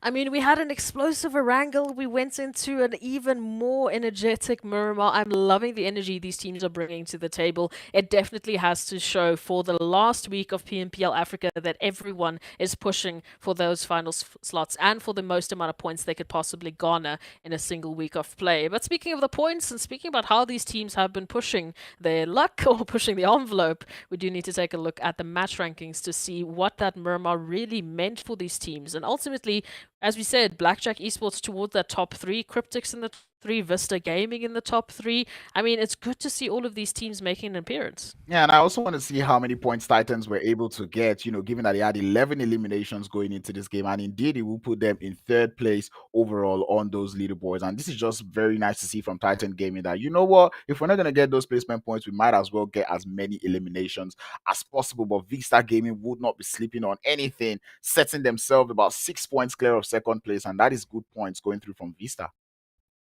It's good to see. I mean, we are breaking in a bit of a mold here for these teams. CRYPTICS and Titans, though, in the top 3 with Titans and their fantastic showing with eliminations. It's a bit scary to see that, if they just made a different call with the rotation, we could have been seeing them a lot higher on the overall standings, because they did all this with just 1 placement. So just keep that in the back of your mind. TIMEOUT also making a wonderful appearance, and we did ask them at the beginning of the day that we wanted to see more from them, so it's good to see a balance of eliminations and placements coming through onto this table. Let's hope they stay consistent with this, and let's hope this continues as we move into Sanhok for some of these teams. Yeah, and TIMEOUT Esports being one of those teams that need to triple their efforts, in order to make it into the top 16 at least. I would say this is actually a good start going through from them, or coming through from them going into the next, couple of games that we're going to have today. Arm Golden able to secure themselves on the first page, having 4 points. Not too bad, but kind of low, but I'll take it regardless. Triple Esports still putting up a little bit of points up on the board, but let's head over to that 2nd page and see what else is going on. Absolutely. As we know, because we have such good success on the first page, it does mean that we are going to be greeting a few customers coming through to the donut shop. GREEDYFORKILLS, TEAMLAG, the World of Battle, and Virtual Gaming Squad didn't have the Miramar that they wanted. Thankfully for some of them, they have an opportunity to try again later today. However, at least for the likes of RUKH and Wave and Vampires, there is some semblance of opportunity. MEA Esports, also, they made it quite far into the phases with all of their players alive. Yeah, and maybe not the best of points. They do have only 1 point coming through from this game, but I really want to see MEA Esports put up points up on board. And regardless of how well they were able to hold up, it does look like right now they're doing so well in placements-ish, which is what we saw coming through from them in phase 1. We did say you do know the good positions to stay, but you just need to know how to defend those positions. Going into this Miramar game, they did decide to go for a very late rotation, which I wouldn't have advised anybody. And then going on that late rotation up on that north where Titan Gaming is waiting for you, I don't see you making it too far. Look, I mean, they couldn't have really planned that, but no one really wants to go into Titans, If they knew, they would have done something different. But what we do know is we're going to be taking a short break before we get ready for the action on Sanhok, so stay with us. We'll be right back.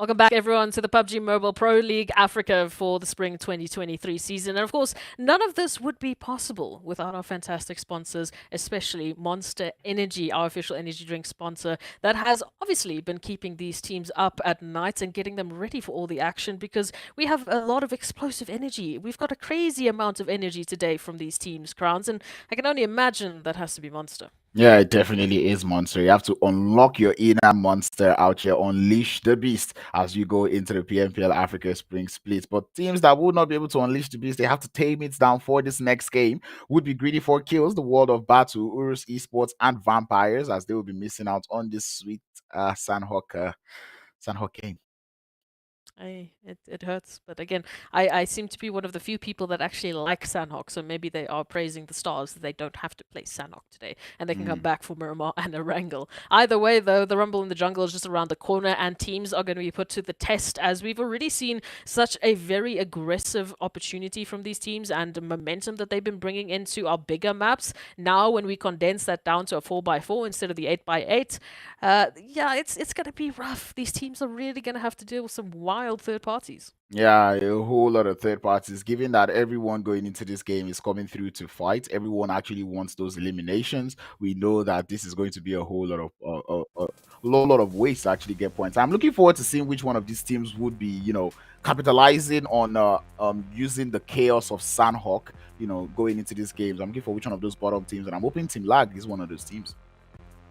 Absolutely. We want to see those teams that have had some trouble getting the points to really rise to the top and showcase some of their better performances. But in terms of Sanhok, we've seen some wild zones in the last few days, in the last few matches especially. Now we have to worry a little bit more about Sanhok towards the later phase because that initial zone shouldn't be all too wild, I don't expect, and because it's Sanhok, rotations are easy enough. Yeah, rotations are easy. You get to walk around a lot. Something that I've not really seen being implemented out here in Sanhok is the vehicles. I mean, we don't really see vehicles out here in Sanhok, but the hot drop that I am seeing out there in Paradise Resorts is something I didn't expect to see going into phase 3. Hey, it looks like someone is really fighting for the keys to the resort, and well, there's an opportunity for plenty of teams to get involved. As we've got, I mean, the likes of Mo Esports around that vicinity. We've got the Mind Weapon as well, CRYPTICS just to the north, and the Zone even adding to a little bit of the pot because they will allow all of the teams in that vicinity to take their time because they got plenty of space to work with. But ultimately, the focus is on Smash and Virtual Gaming. Are currently two teams fighting out for the keys to the Paradise Resort, and it looks like we might be seeing an opportunity here for Smash, but they need to get more information, trying to take that flanking position around. Maybe they'll just back off. I mean, I would understand if they're doing that because in situations like this where Paradise Resorts is in the circle, it's nice to have Paradise in the circle, but you do not want to waste too much time going for these engagements because at this point, so many teams will be looking to get through Paradise. We already have the Mind Weapon lurking around in the outskirts, right? CRYPTICS could also make their way in. Let's not even start talking about the bootcamp guys coming through from Esports. These are people that can actually come in through and they would want to go through Paradise Resort. So you do not want to waste as much time as possible. As you can already see, Delhap is just waited to start hearing some shots go through, and then he's looking at the elimination feed. The instance he sees more than enough. It's popping into the situation, trying to see how much elims he can steal. Especially when the rest of the team actually rotates on in to back them up. But for now, Delhap might just be able to get a good idea, at least, as to the rotation Virtual Gaming might want to take on out, and then they can potentially pincer them and get some much-needed eliminations early on. So definitely opportunities lying in wait. And I agree with you. For teams right now that they've seen that zone, they know that Paradise is very close to center and there's a lot of cover. Obviously, there is going to be a lot of engagements and fights for that territory. Mo Esports, questionable position for Hates because unfortunately for them, the entirety of Timeout is right up ahead of them. But thankfully for their position, it looks like they will be giving them that spacing and just regrouping. Maybe an opportunity to try and rotate ouches here. I was about to say, Bo Esports do have a nice split because they did have the whole of timeout in their center. So I was hoping they would actually play around that and try to box them in, get the eliminations from all sorts on all angles. Given that this compound that timeout find themselves in is relatively one of the easiest compounds to breach in Sanhok, I would have expected to see them actually go for that push, but it does look like they're going for that pickup onto Hates to try to see what they can do. And I don't know, Timeout seeing all of these happening, they know that that team is not one of those aggressive teams, which can kind of give them that, that boost to want to go back into that engagement. Yeah, it's. I mean, it's really up to the team. If they don't feel that they're comfortable taking that engagement, then rather not, right? But we will have to wait and see what these teams are capable of doing later on. For now, we've got some stalemate going on here between Virtual Gaming and Smash, as they're still deciding if it's really worth taking that fight now, or just looking for the signal that they know that it is safe to actually engage. But time is running out. As we can see, everyone getting slowly but surely closer to Paradise. Timeout, the Mind Weapon rather, have already rotated over on into that center just outside where Virtual Gaming are currently holding, and then just behind them it's Triple Esports. So take your pick. There's plenty of teams here to try and take you out. And teams that I predicted to actually come in here, because I was saying in Triple Esports would want to make it into Paradise. The Mind Weapon, the same thing can be said. And it's only a matter of time before we start to see CRYPTICS, crawling into the mix. I mean, we already even have a Timeout who are in the outskirts, and Mo Esports. These are guys that if they hear this noise, they're like, oh, it's actually going on in Paradise. Let's go on there to see if we can get a couple of eliminations. We see Raad also getting closer and closer. And right now, for a weird reason, Paradise does seem to be the center of attraction. I don't blame them, I guess, to some extent, because it's like a good amount of cover, there's a good amount of loot, but yeah, we're going to see quite a crazy cluster over towards Paradise Resort, which is going to result in some wild action already.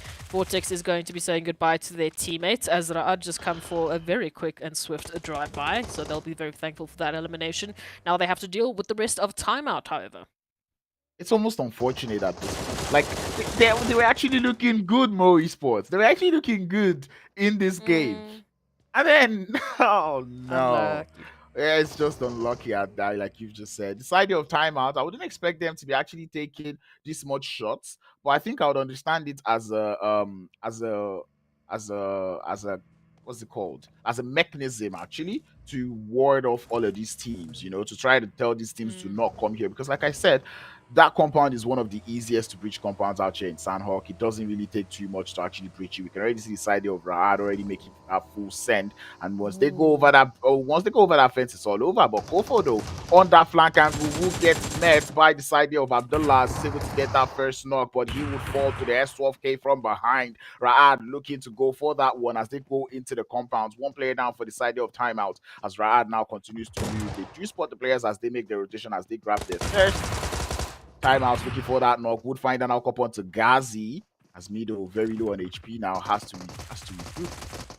You could say the Timeout actually tried to run a bait and switch two members in the compound, trying to make a lot of noise, attracting the teammates to them, with the other two towards the outskirts trying to be those flanking positions. Unfortunately for Timeout though, RUKH, they have just been hitting some fantastic shots, and now shotgun in hand is 12K right around the corner. Again, it might be saying hello to Mido, but there is enough numbers from RUKH to potentially close this one out. It's just now about a game of cat and mouse, but look at this. With all of the noise happening, Mo Esports have decided that it is finally their time to move on in. This is their opportunity. If they wait too much longer, they will have to give up these potential eliminations. So Timeout in a world of trouble, and RUKH might have a bit of a surprise around the corner.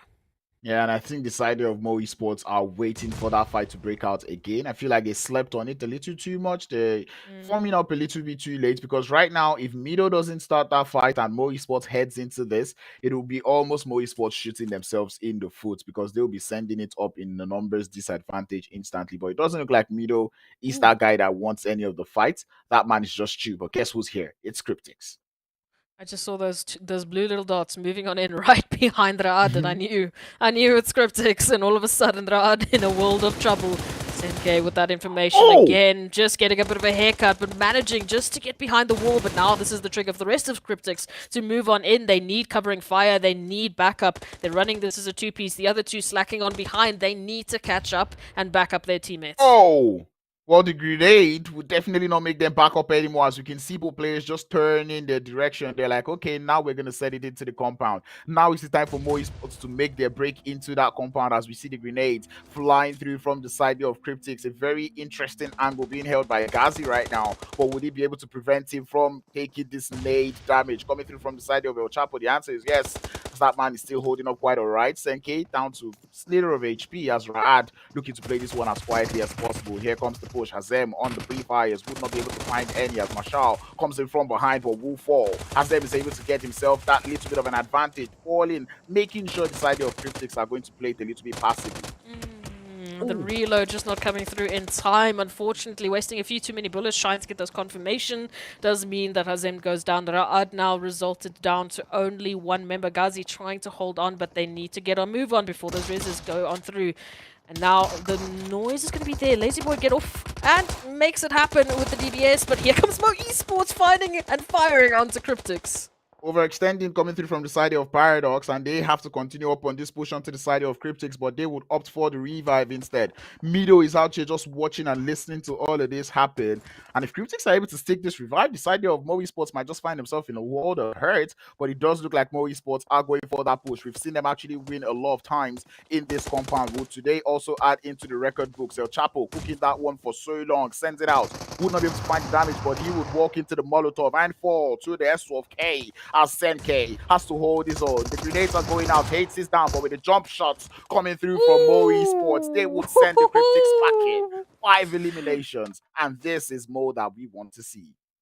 I want to celebrate, but let me calm down because there is still an intruder in this compound. Mido is still hiding. And I mean, with the number of shots Mo Esports would have heard, they've been here for so long. They know that they went on against another team just before the other two rolled on in. The numbers don't add up. Someone is missing. Someone is lurking in the midst. But we'll have to wait and see if they've made that connection because there was a lot of chaos. But Mo Esports, 5 eliminations, taking down CRYPTICS. I mean, this is a dream come true. Yeah, it's so nice to see that Mo Esports are able to do this much work heading into heading into this Sanhok game, and I really hope this is actually good momentum for the side of Mo Esports. I'm crying a little bit, but I'll keep it down. But anyway, Lag now holding on against Vista. Trying to back off. They are running all of this commotion here towards the southern portion of the zone, and they have that spacing to work with. Blackjack Esports still need to make that rotation in, so for now they have the space, that they do have enemy territory to work with. Titans moving on in, getting a surprise here from Arab. Golden is quality and Wanted are holding onto a beautiful crossfire. Is going to be able to find the one, finds the other with jump shot down, and we say goodbye to Titan. Okay, wait, Mo taking out CRYPTICS, Titans being taken out by Arab Golden. What's happening? Titans, they're not in Miramar, they're in Sanhok. I think that's just the thing. I'm beginning to see a trend coming through from the Titans, but one trend that I'm seeing coming through from Arab Golden is the way they're able to hold their splits. We saw this come through out there in the Miramar game. They have one player who's exposed, but whenever that player is getting pushed, that player doesn't move. He just tries to hold for as long as possible, and the off angles coming through from the team always comes in clutch. That's the same thing that happened with the Titan. They literally just walked into the bait. This is just a weird Sanhok. This is a weird day. Ultimately all I can say. I am speechless. I am shocked. But we still have quite a few more teams to go through. In the meanwhile, Lag again still finding that opportunity, looking for that information over towards Vista. They're running this as a 2-piece up against Vista Gaming, who has still 3 members up and a good spread. Do have Bisk a little bit split up from the 2. That 2-1 split might pay off in dividends if Bisk can find that opportunity and that flanking position. But for now, A9Q just setting up utilities, trying to see if they can bait out any of those pushes or information from Vista. They have a glimpse. They have a little idea of where A9Q is. But they're trying not to overextend because of that little ridge line, that little high ground that they have to push up from. But Biscay's angle would come in clutch. A9Q will fall. And the side of Vista would get that elimination, give themselves a little bit of breathing space out there on the south. Eskimo unfortunately can't jump into this one because all of a sudden they are now relegated as the solo here for Lag, and they just need to leave. They need to stay alive. They need to get as many points as they possibly can. And right now, the situation is not going to be good for that.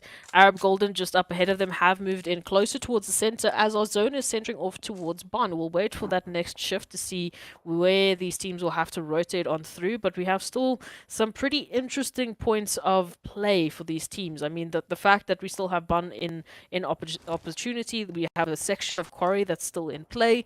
We'll have to wait and see how the shift is actually going to force the teams into a corner. Black Hand now looks like they're going to be playing a little bit of a game of gatekeep. Yep, and the last time we saw Black Hand on Sanhok, it was a situation of they rotated in a little too early. They were sending it straight into the center. They got caught behind by the side there of, I believe it was a Virtual Game or Vampires. Either way, but it's nice to see that they're mitigating that, delaying that push, knowing that they're a team that starts that late rotation, and now they are going into that circle a little bit slowly than they normally will or than they did the last time. It is nice to see, but one other thing that is nice to see is RUKH Esports positioning in this circle. Very close to center. Once again, very confident position to hold. And that zone shift is just once again going to confirm that they have made the best possible decision. Mo Esports rotating on in from the south. Virtual Gaming actually taking rotation around their position. Should be able to spot them out, and there it is indeed. Now this is a bit of an interesting one. It is a 3-on-4. Virtual Gaming slowly but surely trying to encircle Mo in their current position. And now the challenge is on for Mo Esports. How much can you hold up? Already up to 6 eliminations. And how much can they hold on? Would they be able to play this gatekeeper perfectly? 12 seconds on the clock, and they've got a little bit, 133 meters to run before they make it into the circle. Virtual Gaming Squad looking to go for that wrap around, but it's only a matter of time. They will get spotted. Paradox good for one, but not for two. As the return fire there from Melek is good to find him, but there's cover fire coming through from Bom. Able to find yet another one as Sarabi will fall to hate. Where has this Mo Esports been? Virtual Gaming Squad down to 1 in Malek as the side there of Mo Esports would continue to sweep those eliminations, taking out the players there from Virtual Gaming Squad. I really don't want the dream to end. Mo Esports need to push on in. They need to get this confirmation onto Virtual Gaming. But the Blue Zone's going to help them out with that situation, and it's going to force Virtual Gaming's hand. Already the Play Zone taking the first elimination, looking for a bit more hates, trying to find that angle onto Malik. But Malik just sticking it up into the grasses. Shots being fired on through. Malik knows their time is slowly but surely running out. And look at this. Malik has zero meds. They have no decision other than to either stay in the blue and deny Mo Esports one more elimination, or try and find a miracle in the grass. Well, he's going to find a miracle in the lobby. Maybe he's out. 9 eliminations to Mo Esports. I'm liking this. I hope we don't jinx it. But this is looking like a good game. Out there on that northwestern edge, we have the side of Black Hand pushing up onto RUKH Esports. Definitely an engagement we never get tired of seeing. It always happens. There's a little bit of third party coming through from inside the blue from White Boy. The Mind Weapon does look like he will bleed out to that blue zone. That'll be a GG for him. Mo Esports getting a little bit excited on the north, maybe.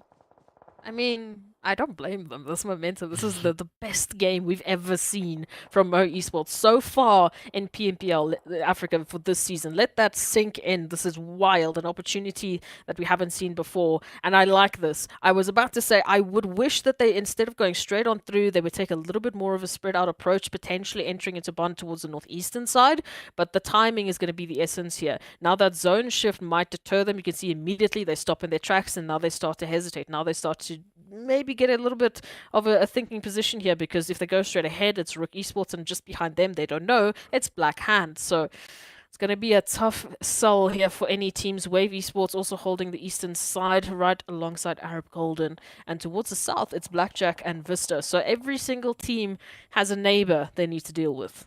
And I think this is where it gets very hard for Mo Esports. Given that they've never really survived for this long with this many numbers, they would be more confused as to what to do next. Because normally we're looking at them on that north and we know it's all just down to the timing. They just need to stay quiet, try to gather as much information as possible. You know, they already have eyes on this compound, which is a tricky one to push in, given that, you know, Black Hand is also out there for a little bit of third party. And right now they just need to play it a little bit slow, but you can tell that they do not really have that type of momentum as Bom would fall into the grenade coming through from Rami.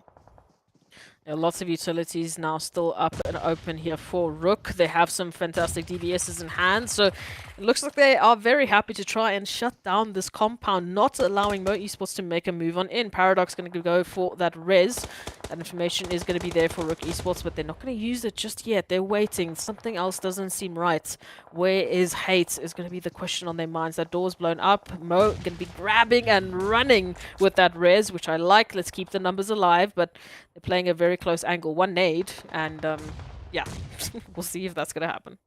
And that's a hard nade to throw. If he's going to throw that one nade Bronsberg, he's going to have to expose himself to the side of RUKH Esports. And I feel like the side of Mo Esports don't have to force this push, because it almost looks like they're forcing it, as we see Bomb Bomb already back here into the compound.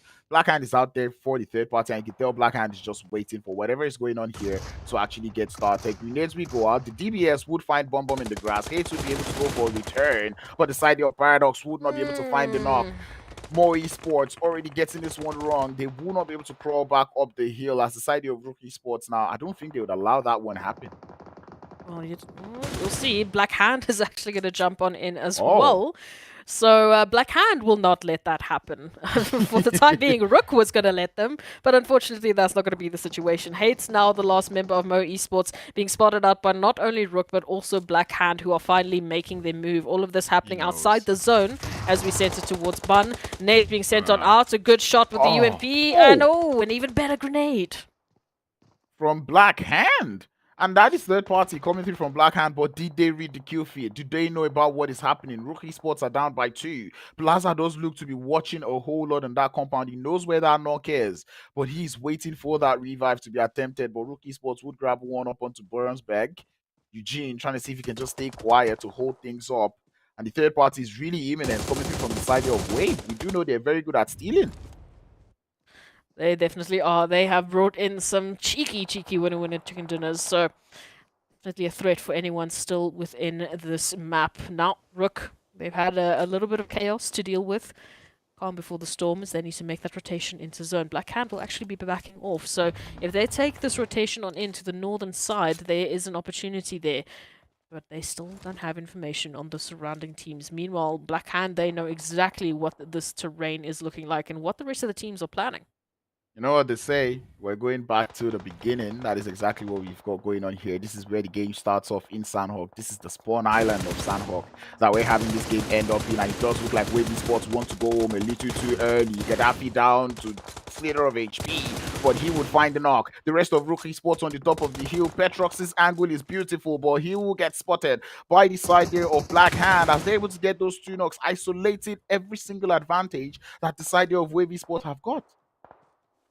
Love to see this, just that back and forth, just the opportunity. And I guess Black Hand doesn't want to make the same mistakes as Tyson. If they get this spot out Wave, they want them out. They want them to leave because they do not want anyone stealing that winner chicken dinner. If we can see a double winner chicken dinner here for Black Hand, I mean, talk about momentum, talk about just the opportunity they could bring into the rest of the week. But of course, Vista and Wave still stand in their way. 2-piece each.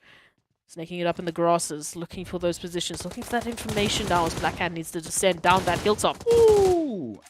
The cover fire there from Redox would be enough. And I was just about to say, I'm impressed to seeing how well Vista Gaming is able to play today. 10 eliminations and they're able to make it up to 3rd position. That is something I love to see. But the numbers advantage not on the side there of Wave Esports. Gaddafi would fall to Storm. 1 knock, the last player left, and he's down there. Not in the blue zone. Black Hand, they know. 8 eliminations to their name, and they want to make it 10. As 1 knock is waiting behind the rock, waiting, looking, hoping that someone would misbehave. And I don't think Storm is that one to misbehave as the revive looking to get processed on Plaza's end on that western side. Unfortunately, they don't have the luxury of waiting, right? That blue zone is going to be moving on in.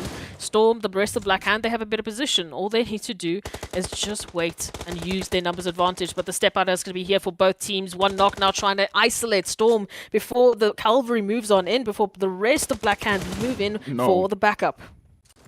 He brought out the pan and I'm like, does he really want to do it? That is the question in mind. All numbers are back up. The push is going to come through from 1 knock. Damage is being done. Storm swinging it from the sideboard. He would fall. 1 knock looking for that instant thirst. And I'm pretty sure they want to deny him. But it's only a matter of time. DBS will touch Plaza. 1 knock comes in for the thirst because that is all he wants. As he does get taken out. Black Hand with another winner chicken dinner. They seem to have found their mojo. This is what we love to see. 2 winner chicken dinners in the first 3 matches of today. And Black Hand have looked no more better than we have ever seen them so far. I just can't believe it. I just can't believe that we're talking about Black Hand and we're talking about Mo Esports.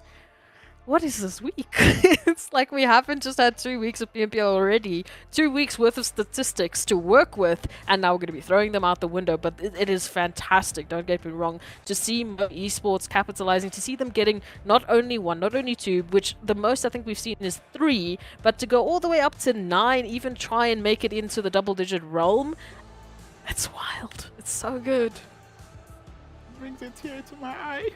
So good. We've waited. We waited for just too long. We waited for just too long to see Mo Esports pull up this type of performance, but I do not want to hype it too much because last time we did this, they actually did go into the next game and did not do too well. So we're working with statistics here, and actually Black Hand 2/2. Sheesh, don't play. No, they don't. They definitely came here to make a statement and to hopefully be a little bit more dominating and continue this dominating force. This is the main point. I'm very excited when teams do one good match. You know, when they show up with a fantastic performance, that's great.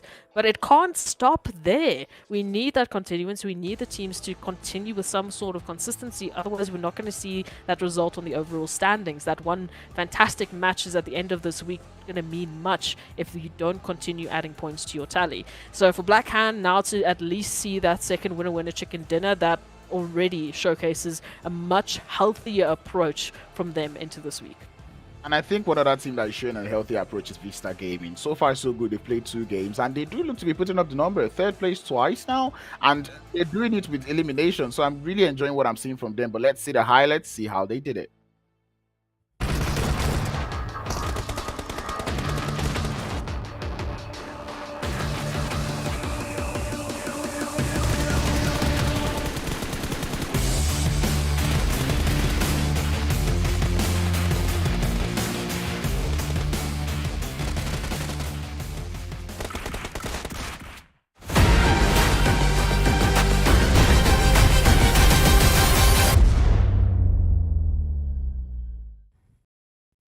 Welcome back to what I want to say is PUBG Mobile Africa for the Spring 2023 season, but so far I don't know what we're watching anymore. We've seen new teams stepping up to the plate that have been so quiet for 2 weeks, and now all of a sudden they're back and in the action. Black Hand, Mo Esports, we've just spoken about it, and we've just seen it again right up ahead of us. But even towards the end there, I mean, what a fight from VISTA, from all of the teams towards that top 3. It was a gorgeous, gorgeous finish.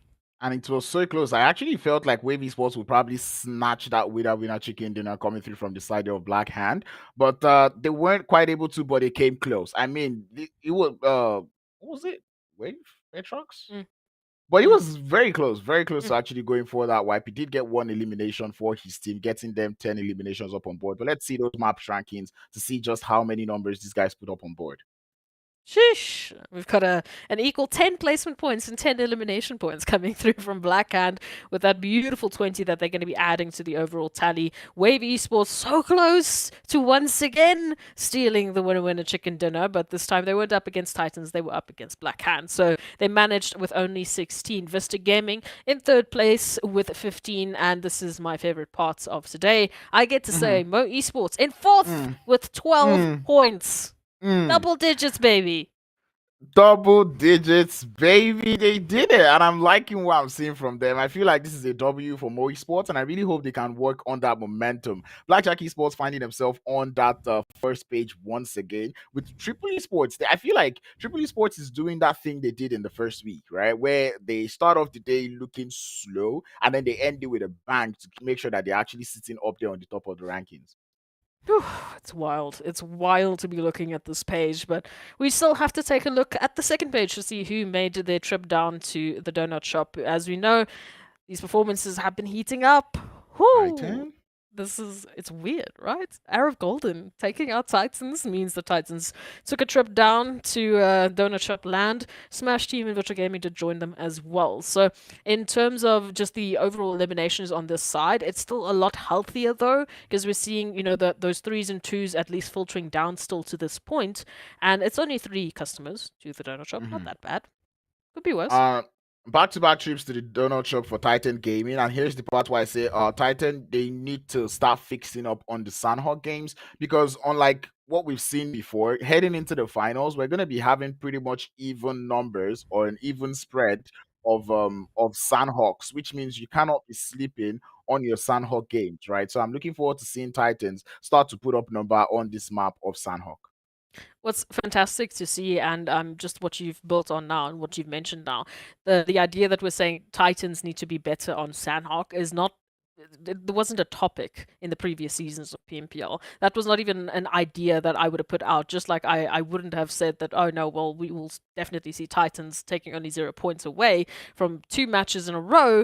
It's wild, but that's just the challenge that these teams are now having to deal with. All of a sudden, there are new competitors, there are new challenges that are definitely putting you to the test and taking you to your limits. And that's just the beauty of PUBG Mobile. And so far, that's been the beauty of this African League for Spring 2023. But that was Sanhok, our third match of the day, and we know we still have a few more. So as we prepare, we'll give you a short break to get popcorn as well while we get ready for Erangel.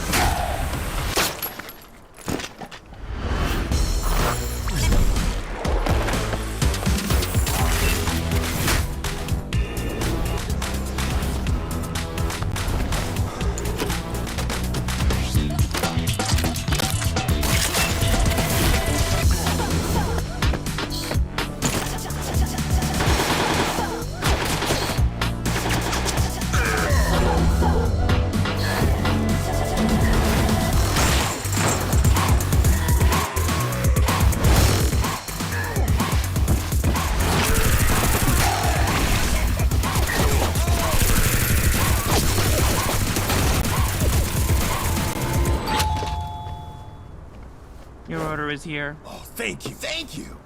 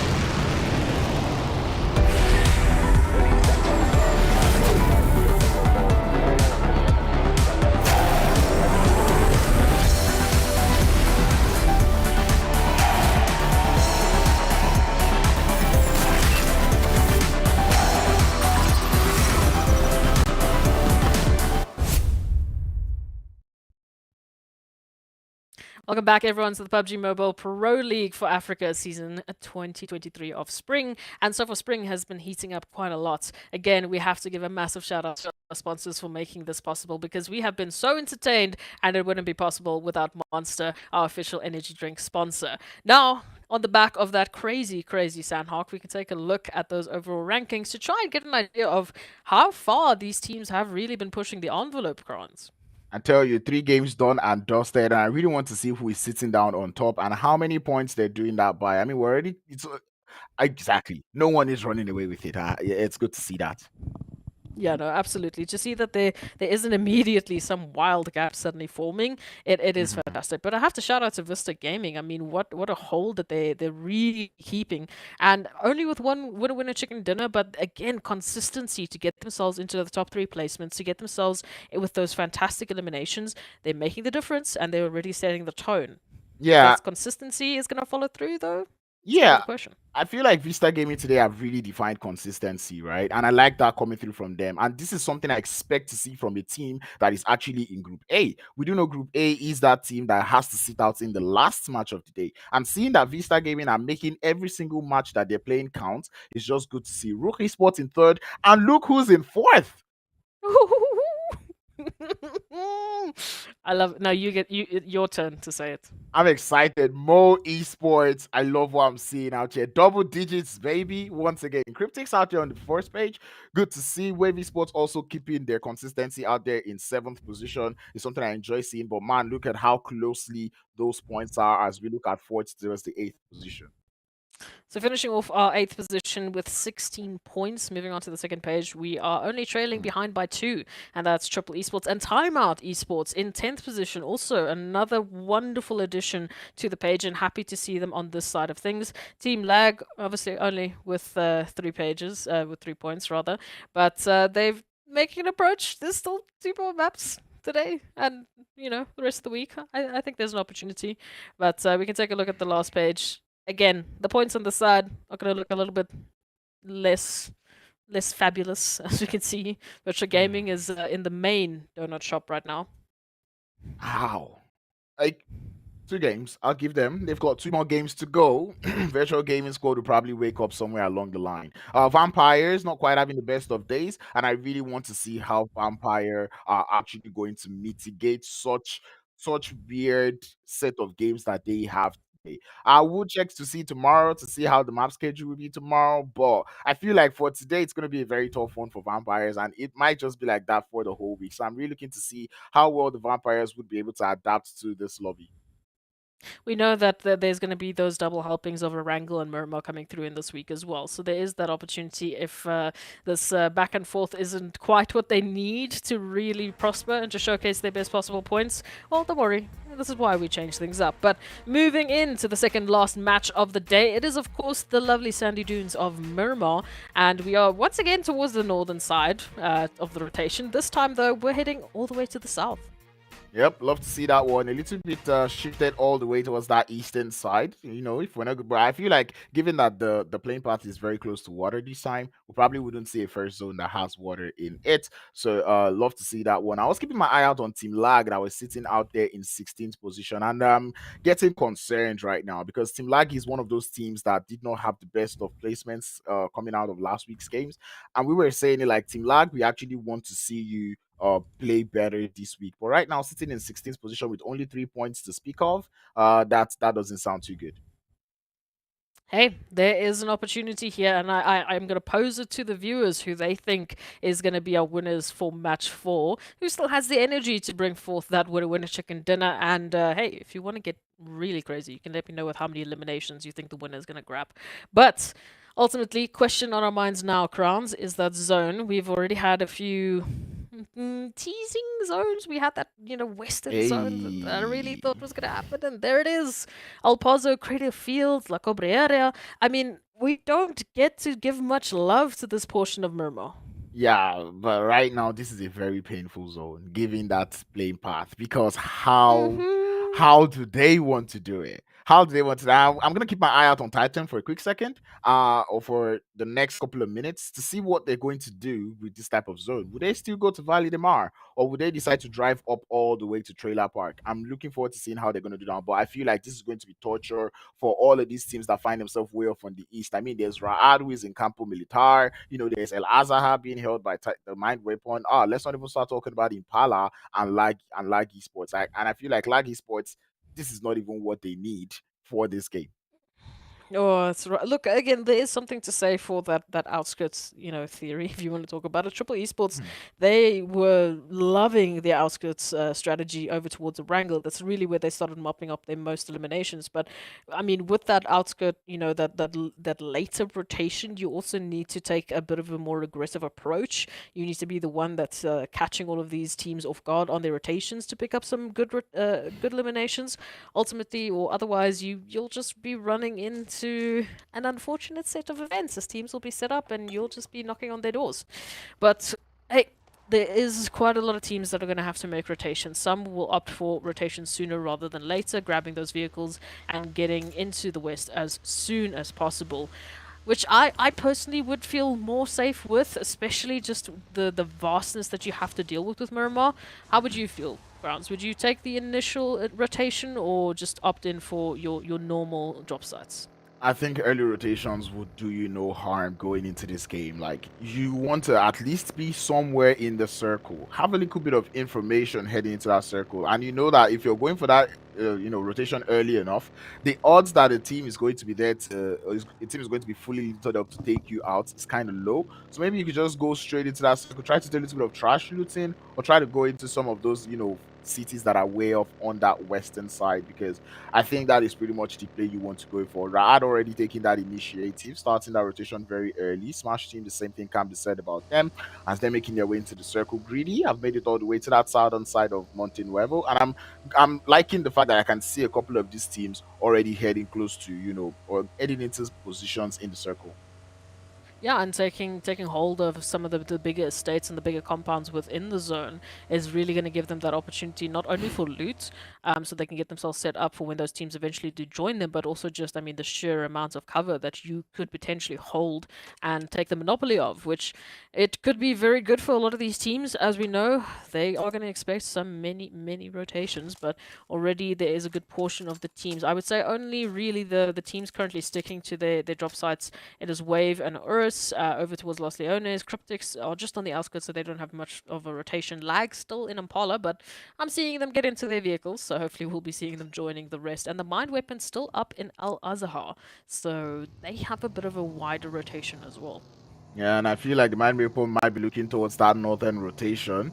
Hopefully, it does work out well for them. And speaking of the north, it's interesting to see the side of Mo Esports decide to go over to the Oasis. Last I heard, that site doesn't have too much loot, but it will be interesting to see how they will play the rest of this game. Only reason why I'm happy right now is to see that they're not split out in very weird manners like we normally would see them. This is probably the most condensed we've seen them, in the early phases of a game. Which I like to see, and I think it's also a good portion to consider that they know there's a risk in their rotation. They know that any rotation they're going to be taking from this point onwards is going to come with that danger that a team is going to be sitting and waiting for you on the outskirts to gatekeep you, because the flight path to the zone, it just makes sense that there is going to be a great portion of teams that took the early initiative and now they are just waiting. It's like the bridge camping on Erangel all over again if you're taking the rotation into military base. So I like that the teams are staying condensed. Ooh. I like that we're getting as many vehicles into the mix as possible. Reno just showing off some vehicle skills I again. know, right? Talk about a drift. Look at that. Mans actually thinks we're out here playing asphalt. No, we're not. It's PUBG Mobile, bruv. But anyway, lot of splits coming in through. I like the fact Rad able to make it all the way to Opposo. And this is what I was saying about that early rotation, because they know Opposo is their main drop. So seeing that this is the type of zone with that playing path, they know if we make it in early enough, we will be able to make it all the way to El Pozo. And indeed, they've been able to. They're sitting nice in the center of the circle, but as we all know, El Pozo being surrounded by a lot of rocks means a rock of high ground means you're probably going to be in a lot of trouble if there's a team up there. Look, again, if it is your usual drop site, you have that information, you have that comfortability that comes with that drop site. So hopefully that will be enough to circumvent the gap that is going to be provided when the rest of the teams just get better angles on you and get better information on you. It's going to be a tough fight, but there is that opportunity, and those compounds do offer quite a few interesting angles that you can surprise some of the teammates on. So we'll have to wait and see how they deal with the challenge that's right up ahead of them and right around them, which are gaming also taking a northern approach. And from this northern approach, we know right up ahead of them it was Mo Esports. Not sure if they will be catching as well as the Mind Weapon. Just have to wait and see what sort of pathing they take. But you can see at least two of the Mind Weapon just right up ahead of them. And I think this is where it becomes funny because every single IGL in this lobby probably thinks is going to be very choked up on that east. But now that's the irony, right? It is so free on that eastern edge. There's no one there. Everyone's either in the Everyone went center, north. on the north, or in the south. So it's going to be a lot of trouble in the north where everyone least expected. And you can see that coming through, given where and how the side of Black Hand and the World of Battle are positioned on the map. You can tell that they're waiting to see if there's going to be any teams coming in from that eastern edge. But it does look like they'll just be waiting for Santa Claus. Yeah, the only team that was brave enough to just like head west straight was Vista Gaming. They're the only team that took that pathing in, and now they've got the entirety of San Martin to themselves. So we'll see what they are going to make use of that. Virtual Gaming, also one of the wild teams that decided to go north, thinking that West was going to be the wild, wild West. And as you can see, great minds think alike, but it's not what they wanted at all. I agree with you. I mean, just the cluster of teams we have to the north more so than any other side, it's going to be tough. And now that rotation in Vista are going to be patting themselves on the back. Not only are they the only team that decided to go west, but they're also one of the first few teams that are going to have such good spacing in this next zone. So much spacing, so much line of sight. Like the San Martin Hill holds a whole lot of advantages. You see a lot. Vampires on this Wow. Kilimanjaro, I don't know what I would call it. I want to say, wow. At the end of the day, if that zone moves away from this position, it becomes troublesome. That is one. Two, you might not be able to get as much elimination. How far can they see? You know, we know render distance is about 400 meters, and things are looking quite small from this point of view for Zoxy, who's not even as high as they are. And thirdly, there is that fall damage. And I guess fourthly, this Smash that are coming on in, trying to take the mountain away from them. But Vampires should hopefully be able to hold it down. So me and DK were deciding we wanted to call this monster truck mount, or the monster mount. We can call it the monster mount. That works. But we only have Ilias that has a monster truck here. He's doing it. Oh, slowly. Oh, Ninja, Christmas came early for that man. He's able to get that knock instantly up onto the side of Smash team. Would not be going for the revive. Ninja, why did you kill the show? We wanted to see if he was gonna make it, and you could tell us how much effort Ilias was putting into that. Mount Monster, it strikes again. But this is what we have to deal with. These teams, they're trying to fight for positions into the zone. It's still so clustered. I mean, just the fact is, Crowns, we haven't lost a single person yet. And Ilias might not even be the person we're doing. Because, I mean, it does look like they will be grabbing that revive up onto Ilias. And I like this. We're heading into stage 2. Everyone is still hale and healthy. And I think this is probably because the first phases of this game has just been everyone trying to find a way into the circle. Everyone's just rotating. Everybody's driving. And I feel like right now in the backpack of all these players, there is more gas cans than there are, bullets. Yeah, no, definitely. No one has had any time to even think about eliminations because they just first had to make the mad dash into the zone. Now that everyone's here and relatively safely, we still have to get Titans and Wave as well as Mo Esports in, but then we should be sorted. Although RUKH might be leaving Eugene behind. I don't know, he fell out of a car. What happened there? But Blackhand holding over here, waiting for some rotations of their own, as RUKH has just pulled in right alongside them. And hopefully for RUKH, they'll be able to get Eugene back up. Every time. Blackhand and RUKH. Almost every single map. And like I said, I'm not gonna get tired of seeing it. It's always so nice to see both teams quite capable of taking each other out. I lost count given how much they meet because I was trying to keep like count of okay, who wins who or who's won who was wiped who the most. And I don't know if anyone in the chat is keeping count of that, but man, this is always a fight that is so good to see. No, it's definitely quite a bit of a funny nemesis story that's building between these two. I don't know if it will continue as Lag. It might be looking for that third-party opportunity. For now, they're just sussing things out. RUKH, though, that 2-2 split. Plaza and Storm right up ahead, trying to get information, trying to see if they can push up. Because this is an opportunity for them to gatekeep the entirety of RUKH from getting into the zone, to lock them out, to take them down, and to add 4 points into their tally.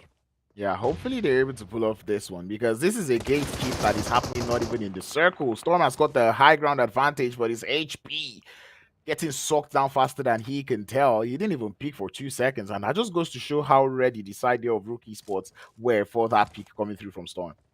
Yeah, his helmet was absolutely decimated, honestly. So now a little bit of a recovery has to come on through, and this is what the opportunity lies in wait from RUKH. They take that 2-2 split, they try and flank around, they try and get more cover, they try and get a step closer to the zone, because as soon as they do, as soon as they wrap around, Blackhand's advantage falls away, and then well, the tables are literally going to be turned on them. But self-made. No! Why? Did they see it?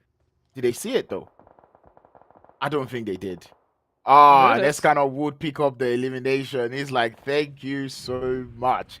But anyway, it does look like Eugene is still trying to make a way into the circle, grenade in hand, cooking it towards Plaza.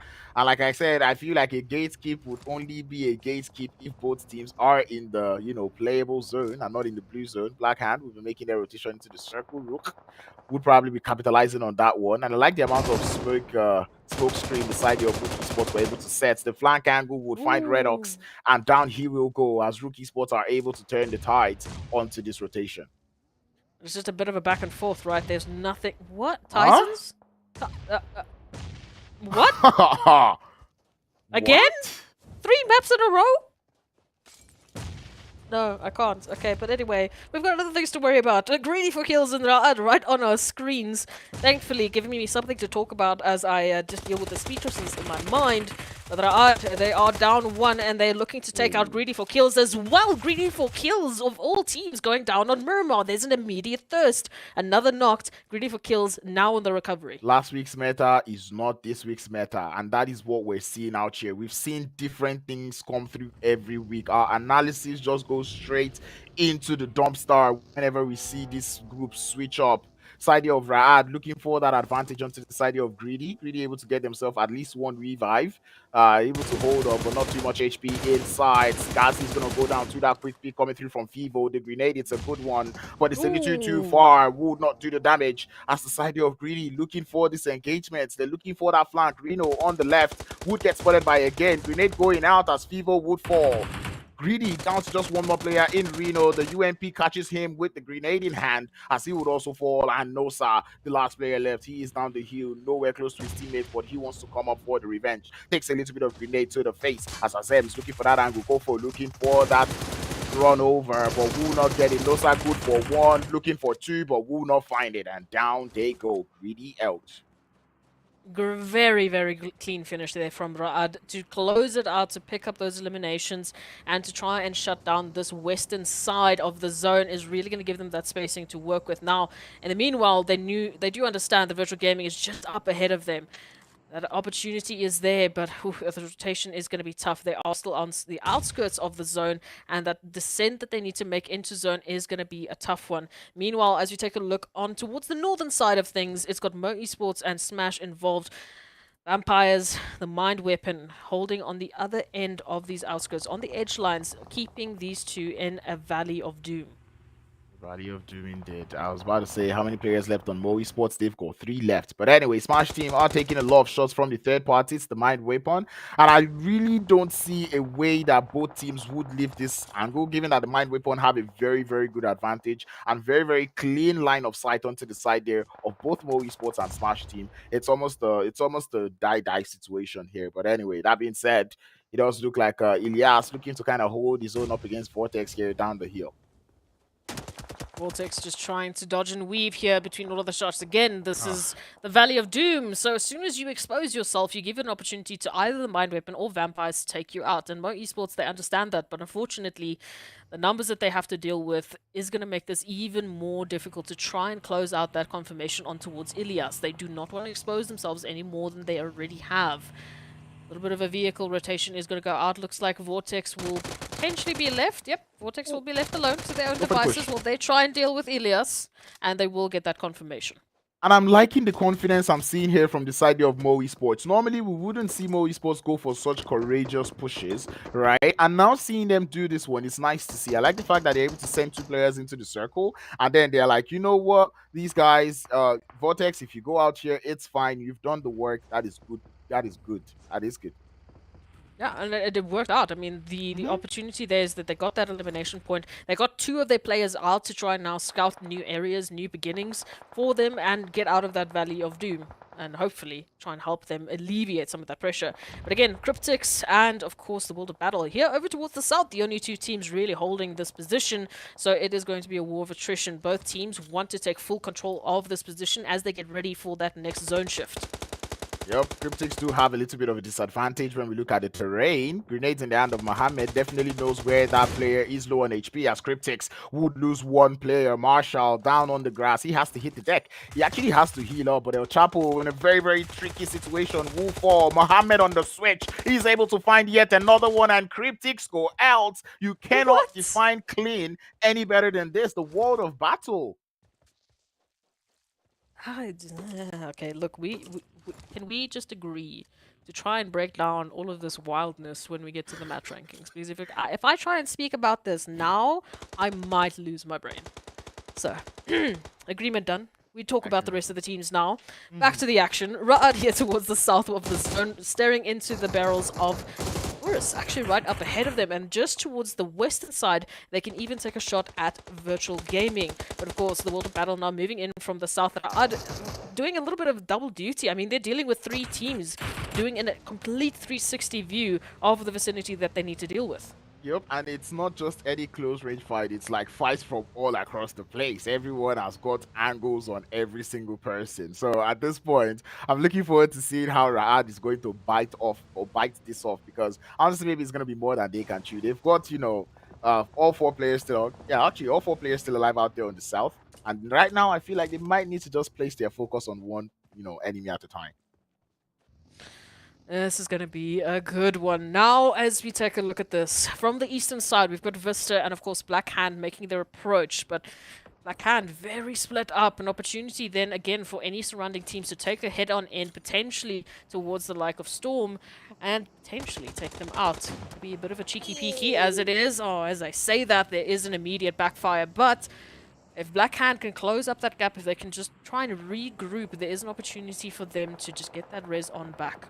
I was about to say that the side of Vista Gaming are looking so strong on the east. We did say they were the only team that actually took that initiative to go towards that eastern side of the circle straight on in. And they've had so much space to work with. And this is almost looking like a repeat of the first game. You're giving Vista Gaming so much space to work with on this map of Miramar. They would take it and they would use it.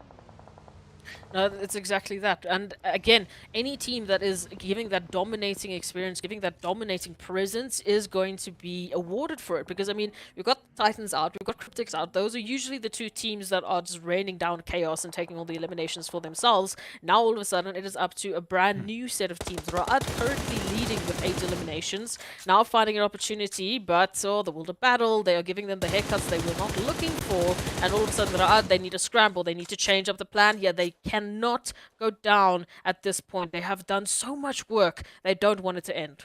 I'm looking towards the side of the World of Battle, and I feel like they know also that this eastern part is so free, hence why they're not going for that full send onto the side of Raad. And that is actually nice. I feel like even if they get a knock, they most likely wouldn't fully commit to that fight, because obviously they know that this eastern side is very free and they can work with all of this space that they have. The side of Vista will continue to capitalize on that east, as we do see Vampires now having to slowly but surely, or they might have to actually go down that hill, depending on where the zone goes.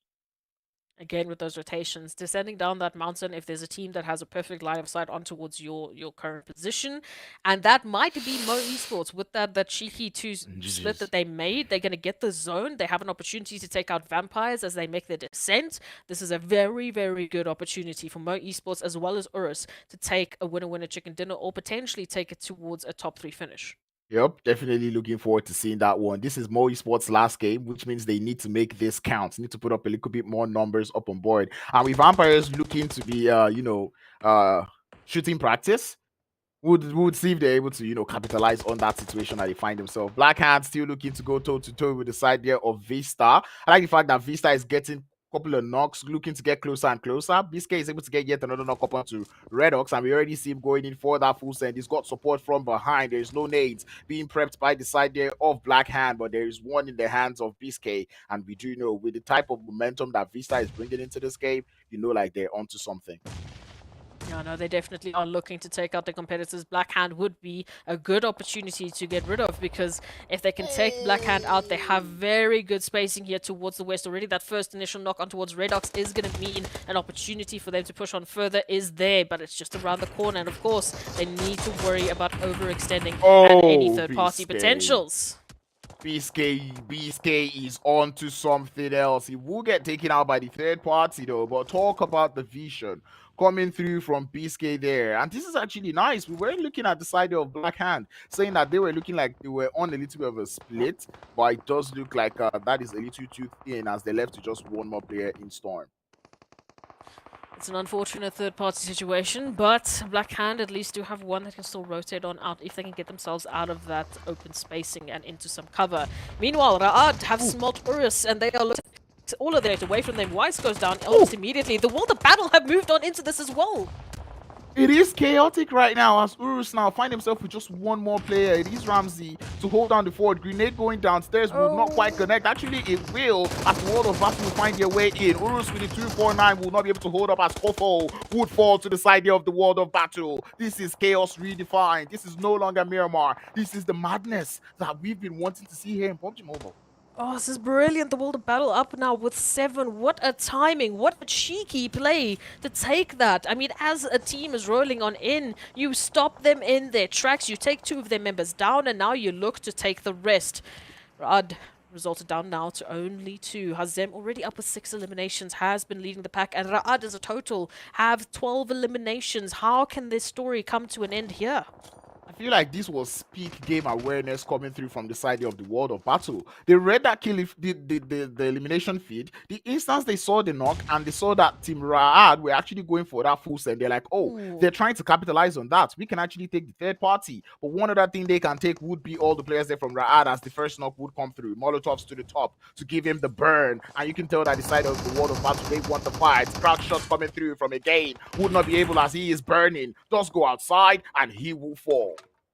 Beautiful, beautiful encircling here from the World of Battle. And this is the second engagement that I would say is so clinical from them. It's not as clean. They did unfortunately lose one member, but they have not only secured themselves eliminations, but they've secured themselves one of the only compounds within the zone. The World of Battle. All of a sudden, we start to think about the potential here for winner-winner chicken dinners. Meanwhile, though, we still have 6 teams left. We take out 1, we've got 5 we need to consider here. Potential trouble for the World of Battle. Vampires, Mo Esports, Virtual Gaming still up with 3. But positioning not quite in their favor just yet. Vampires, they're very much in the open here. I have to say I'm impressed as to how long the side there of vampires are able to survive. I actually felt like they would get taken down on their descent, from the top of that hill. But it does look like they're holding up quite nicely, which is something I'm enjoying from their side. 5 eliminations already up, and that is good to see. We saw. Wait, is he gonna do it? Do it. Please. Do it with a sniper. Come on, make us lose our minds. We need some good snipes. I mean, we did see one coming through from Titan Gaming in that Miramar in the last phase, so I'm looking forward to seeing that We one always in this need game. more snipes, one is not enough. We need a couple. But Vampires, again, still slowly but surely, they're inching their way forward. They're going to be hearing all of this commotion right up ahead of them with Virtual Gaming, who we're going to say goodbye to, as well as Black Hand, almost immediately, but they were relegated down to only 1. So, top 4 teams left now. We know from Mo Esports, as in terms of the groups, this is the last match they have for their group, so they need to make this one count. Already up with 4 eliminations. The World of Battle, they have just cracked the double digits with 10 elims. Man, they are onto something, and I really want to see that one. The World of Battle has been a team that from the first week, they did not play too well. But then in phase 2, we started to see them climb up the board. We gave them that challenge. We want to see the World of Battle put in the work, and that is what they've been doing. Right now, they're looking so strong. They have the only real estates in the zone. And I feel like right now, having this position, the only team that stands against the side of the World of Battle is VISTA. Yeah, definitely the case. I mean, VISTA have been on a completely different just pathing that they've been taking today. They've been very good. They've been very successful, but they are relegated down to only 2. The zone has to now come on through. It's going to center on up. It's not really a zone place for anyone other than the World of Battle with their current position. And now all of these stragglers out in the open on the other side of the road have to cross. And you know what happens when you try and cross the road? You get shot at. Yeah, you're just going to be, why did the chicken cross the road? And you leave yourself to the answers. But speaking of crossing, the side here of VISTA, they have such high ground and they have so much view on almost everybody in the circle. I think they can't see Vortex, but they are the ones helping the side there of Mo Esports suppress that push coming through from the side of Vampires. It's hilarious that we've got the entirety of the lobby on this side, and then we've got the world of battle on the south. Everyone else here will just be dealing with each other. Mozaro just looking for those pixels through the bottom of the cars. If they can find that connection, we might be saying goodbye to the Vampire slowly but surely. That health is starting to run out, and if it's not VISTA, it is Mo Esports, who are also in this position, also currently flanking and sandwiching Vampires into this position. VISTA have such great advantage right now, and I like the fact that they're playing this in such a way that they're trying to get rid of every other person first before they start to look towards the compound. But the full send will come through. Stop would be able to get the knock, but the cover fire from Vortex would be good to stop them in their tracks. It's still in the floor. Yazan is aware of that one, but talk about help coming through from the side of Vistas. They've been able to continue to put up that help constantly for the side of Mo. Yeah, but for how much longer? I mean, you know, they're your neighbors, but in PUBG Mobile, they're not going to be your neighbors for long. They're going to soon turn into your enemies. And Vista are just looking for eliminations. Vampires had to make that 50-50 choice. Do they stay and get taken out by Vista, or do they go and try and get some elims in the form of Mo Esports? Unfortunately, didn't really work out for them. Paradox now down and out. Vortex not in a position to try and cross the road to get that res and their position known. I feel like this game, Vista Gaming knows there is a chance they're not going to win. And you can see how they're completely ignoring the world of battle out there on the south.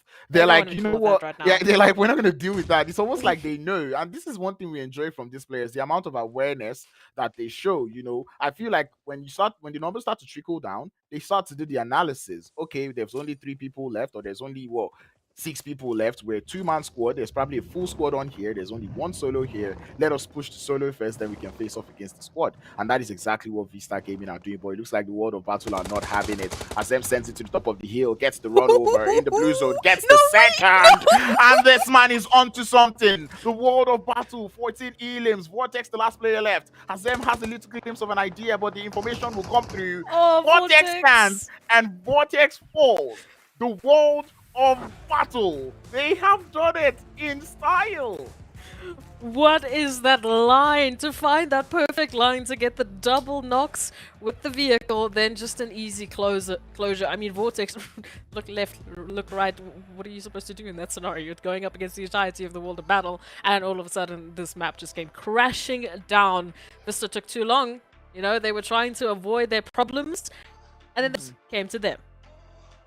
I tell you, that was exactly what happened. Talk about winning in style. And I feel like this was a very well-deserved chicken for the side of the world of battle. Every single fight they took was clean. Up against the side there of CRYPTICS, clean. You know, they went up against the side there of RUKH also, clean. And that was actually done on VIKND, because that is some style points right there. I mean, that would have won viewer's choice easily, I imagine. I mean, that was just such a clinical finish. And that seems to be, once again, the word we're using for the world of battle. Clinical, clean. They are just, they're taking their execution to a whole different level. I mean, the fact that they easily, quote-unquote, took out CRYPTICS, moved on up, took out every other team, moved on into RUKH's territory as they were trying to do a bit of a surprise jump on another team. I mean, it's a very cheeky but confident play that's coming through from the world of battle, and I'm all here for it. I mean, the fact that they're just rolling over teams by the looks of things is going to shine a really good success for them into the later week. Yeah, and I think the world of battle probably were able to, and it all boils down to the awareness, right? The instance they took out CRYPTICS, knowing that Titan Gaming already went out early on in the game, I feel like they just knew that anything that has to do to the south, we're currently the kings. Because, you know, these are the 2 teams that we would normally see on the south. We would normally see the likes there of Titan and CRYPTICS out there on the side. But this time, on the south actually, but this time the world of battle capitalizing on that one. That was nice. Let's take a look at the highlights coming through from Miramar.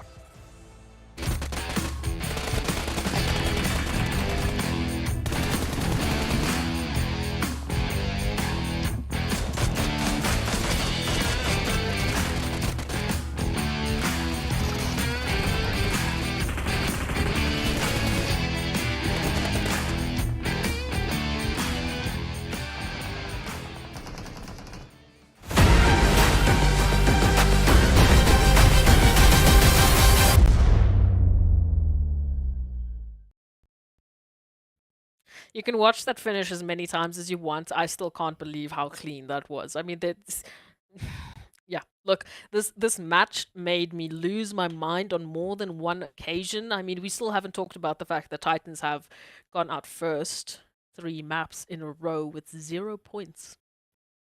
This is not the Titans that we want to know. We only saw them go a little bit crazy-ish on the Miramar game, but after that, it's not been the Titans that we know. But man, the one team that we seem to know here is Woo! Esports, because I mean, double digits once again. The World of Battle with 25. Talk about the statement. Yeah, I mean, just the gap between first and second, right? I mean, we went from the Mhm. first map where it was only 2 point difference. Now we're looking at a 25 to 13 point difference.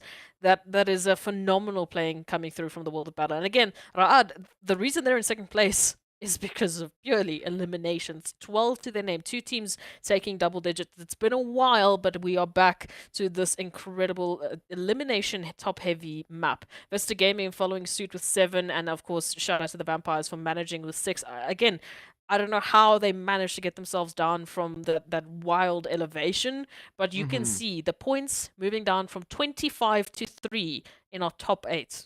Yeah, that just goes to show how much work was done by those top teams. CRYPTICS out there with only 3, 4 teams in the donut shop. Greedy not quite able to put much points on board. And I have to talk about the decline that we're seeing coming through from Smash Team and Team URUS.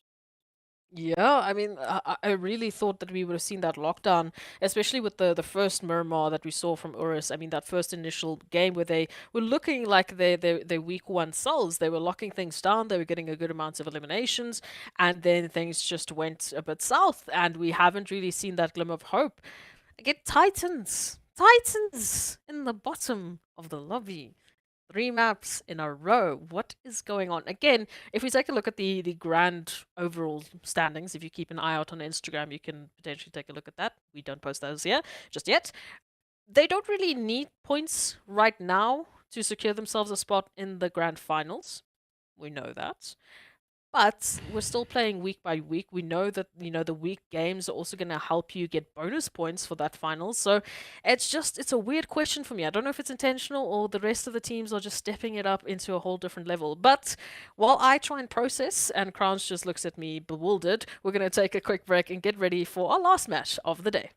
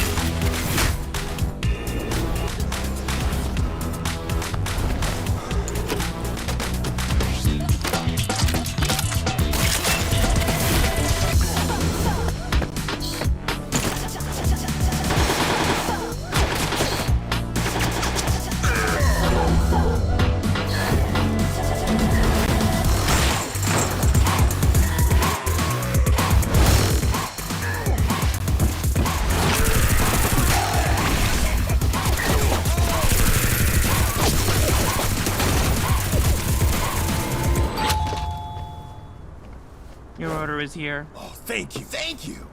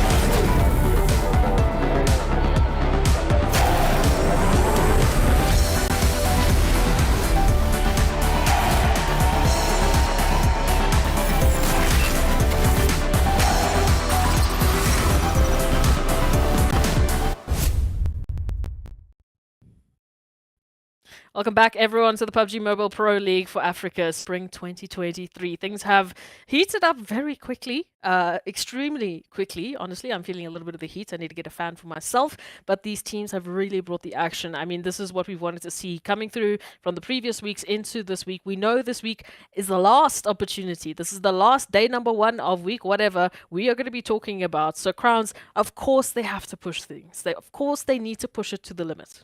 Yeah, push yourself to the limit. And we did say there's a couple of teams that need to be tripling their effort. Right now, Mo Esports has been showing like they probably want to get into that top 16. And I really want to see how they're going to play going to the end of this week, because hopefully it's not day one thing. Yep, we'll have to wait and see. Again, consistency is key. As we said, even if you have a phenomenal map, like GREEDYFORKILLS, 22 eliminations on Miramar, you come back, another team steps it on up, and you go home with only 3 points in total because everyone is just so good and is just picking up the pacing. So a lot of teams are going to have some tough times, and this is why we kept saying you can't leave it till the last week to try and make up points, because that is just where everyone is going to turn it up to 10. And of course, we have one more match to take a look at. It will be Erangel to finish off the day, so the teams get to go back to the bread and butter. After our first Erangel, Crowns, any recommendations, any expectations moving into this one? Into this Erangel game, I feel like I'm all triple esports going into this Erangel game, because we're seeing that pattern that we saw from triple esports in the first week. Right, in the first week, we saw triple esports play it very slowly, and then going into that final game of the day, they were able to put up a banger of a performance. So I'm keeping my eye out on triple esports for this last game. Okay, Triple Esports. We'll have to hold on to that one, and hopefully we see a little bit more from the likes of Titans and CRYPTICS as well, because they've been very quiet, and it's been weird for me Titans to is see. sitting out. Oh, yeah, Titans would have finished their last match. Okay, there it is. Titans will have to wait till tomorrow, I guess, and we'll just have to see what the rest of the teams can bring for us into this Erangel. So far, it has been spicy, it has been aggressive. We had a wild zone in that first Erangel, and we have to see if that's going to be the exact same thing. We've also been giving a lot of love to the northern side of maps. We've been getting those flight paths all the way from the north to the south, or what have you. So hopefully, it's a little bit of a DK switch up. Maybe we come through from the south. Let's see. Coming through from the south would be the play path, as it takes us all the way from the military base, going us on that, giving us on that flank, taking us all the way to the waters and the lakes of Jojopol. Anyway, this is a not so nice playing path, given that we have a couple of teams that would like to go towards that Lipovka area, school, Yasnaya, Poliana, even Severny. These are places that are not really really easy to access, given this type of playing path. But man, with this playing path, Triple Esports, you do have a easy landing. It's looking good. I am waiting to see what that zone is going to bring, because even though we have a southern flight path, it doesn't necessarily mean that the zone is going to be matching it. We saw exactly what happened on Miramar when we had the flight path all the way towards the east, and that zone went all the way to the west. So Erangel has an opportunity to bring just as much chaos, but we are going to be seeing a few teams take advantage of the southern portion of the zone, and they're going to be jumping into military base island immediately. That will be, of course, Vampires, potential for wave as well, as we know they like Novo, and GREEDYFORKILLS likely to go towards Malta Power. Hello to the west. Oh, this is so unfair. I feel for this is actually so unfair, because this is if I'm reading this right, this is one of those zones where it's a rocky finish. I'm looking at that northern side of Quarry area towards the shorelines, and those places it's so much high grounds and dips. Not too fun. It's fun though for us, not for them. Exactly, at least for us. If a team can get a boat station coming on in to go overwards to the western side and actually move on in from the water to the coastline, if it does go all the way to that side of the main island, then they have an opportunity to take a little bit of control of some of those hilltops there, because as you mentioned, into that coastline there are some just random hills that give you a lot of spacing and a lot of like angles into the teams on that road of the west. But it comes with its own risks, because it also exposes you to a lot of crossfires. But hey, we'll wait and see. For now, the teams all the way to the outskirts and towards the east, rather, going to their usual drop sites. Wave still sticking to military base island as well as Vampires for the time being, but we are seeing those vehicles being collected. I don't know how VGS did this split, but they have a couple of their players out there in Muta and the rest out on their Sarawi out there on the military island. It's very confusing, but it does look to be getting into a vehicle. Maybe it was a mistimed jump or something. Happens to the best of us, you know. Sometimes, you know, we make some of those mistakes. Look, if you make a mistake at this point, right? If you hesitate for a second at this point, your competitors are gonna eat you up, man. They have been bringing the heat. You can cook your fried egg on it because all of these teams are just ready and raring to be at the top. And I mean, you've been quiet. I've been losing my mind about CRYPTICS and Titans. What do you think is going on with them?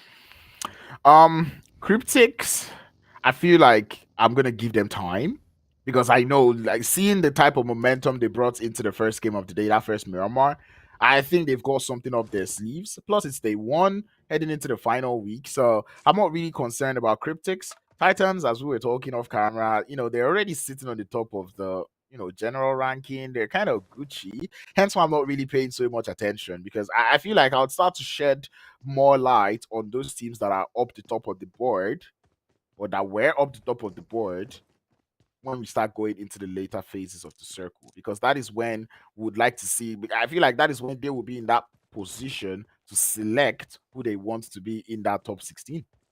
But it poses the question: if Titans are doing this on purpose, if Mhm. Titans are willingly relaxing for today, what does that Mhm. say about the performances of the rest of the teams that we've been highlighting? Does that mean that Ah. those teams only get to perform when Titans are relaxing? I don't Hmm. think so. I don't want to believe that. I want to believe that the rest of the teams are just putting Titan into a corner and Yeah, taking them out and saying goodbye. yeah, and This at is the end of our the week. day, I don't think Titans woke up this morning and they're like, you know what, today we just want the donut shop. I think they probably wanted to play it a little bit more relaxed, probably try to not do too much, just try to keep that gap between themselves and top one on the overall board. Mm. But right now it doesn't seem to be working out for them. So I want to see the mentality that Titan Gaming would bring into the games this week. Because one thing I know is you can't intentionally say you want to play not so well in one phase, especially when there's still bonus points to go around at the end of the phase. Exactly, we spoke about this off camera. I mean, at the end of the day, you're not just playing for, some points in the overall standings, which, by the way, Titans are definitely very comfortable. I agree with you. Mhm. They're not really in any threat of having their final spot being taken from them. I mean, I think they're on 400 points now, and some of the Mhm. other teams are still on only 300 or 200, so they're fine there. But I really just like the idea that all of a sudden teams have heated things up into a whole new level. Yep. Again, the only way we won't ever really know the truth. Only Titans will. Maybe it's just a bad day of play. Who knows? Maybe these own wild zones have thrown them Mhm. off their game, or maybe the teams are just that much better. I like the last one, but Mm. enough about that. We have to focus on this match. And what we're focusing on now is all of the teams trying to make those rotations into zone, right? We've still got a few over towards the military base island. Now that Western Bridge from military base island is going to house not only Timeout, who are currently having one or two of their players taking rotation in, but Vampires and Wave are both heading for the Western Bridge. I was about to say I'm kind of surprised to see the hesitation in rotation coming through from all of these teams because so far so good. It's only like 3 teams or 4 that are actually in the zone, and the rest don't seem to be rotating quite yet.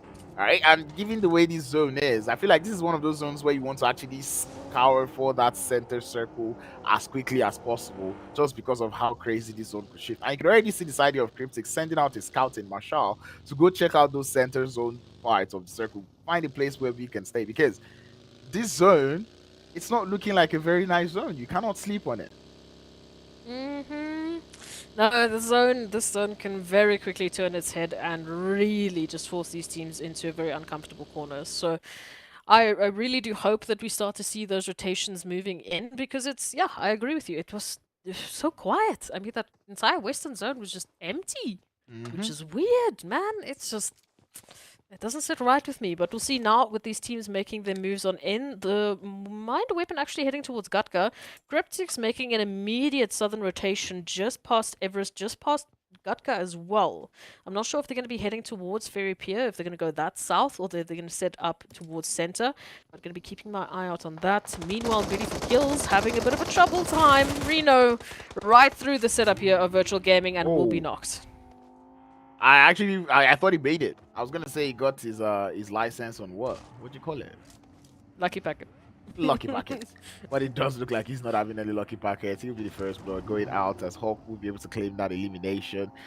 And well, this is what happens when you try to rotate too late, you know? Yeah, again, it's the danger. These teams, they can set up these crossfires, or maybe they're just still busy running to their cars. They see you coming, and well, they're already on their feet. They've got their guns out. They're ready. Now that zone could be closing on up. Look at how many teams we still have out in the blue rotations. What is happening? Oh! Oh my!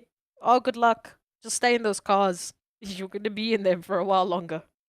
Right now I'm like, how does Rookie Sports want to do it? How does Wave want to do it? How does Virtual Gaming Squad want to do it? How does Black Hand want to do it? Because their rotation, I don't see it happening, right? I feel like Rookie Sports could decide to go all the way to the west, but anyone who's trying to make it in from that northeastern side, either you're here to get as many eliminations as possible and lose as many players as possible, or I don't know what the next option would be, because getting into that zone, breaching into that zone from that eastern edge, almost not possible.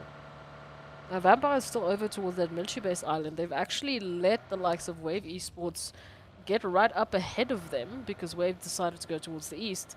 And Vampire still looks like they're sticking to the bridge, sticking to the cars. There's no boats in sight, so no one really taking advantage of a boatation this time, which means the water is going to be completely open for the taking. At least those coastlines are, but the zone is going to throw a lot of things into a rut. Teams now making rotation. Looks like Smash might be chasing a bit of a care package coming down. And the rest of the teams now all trying to cram into this small section here towards the west, which we know some of it has been taken up by water, so the space is even less than it normally would be.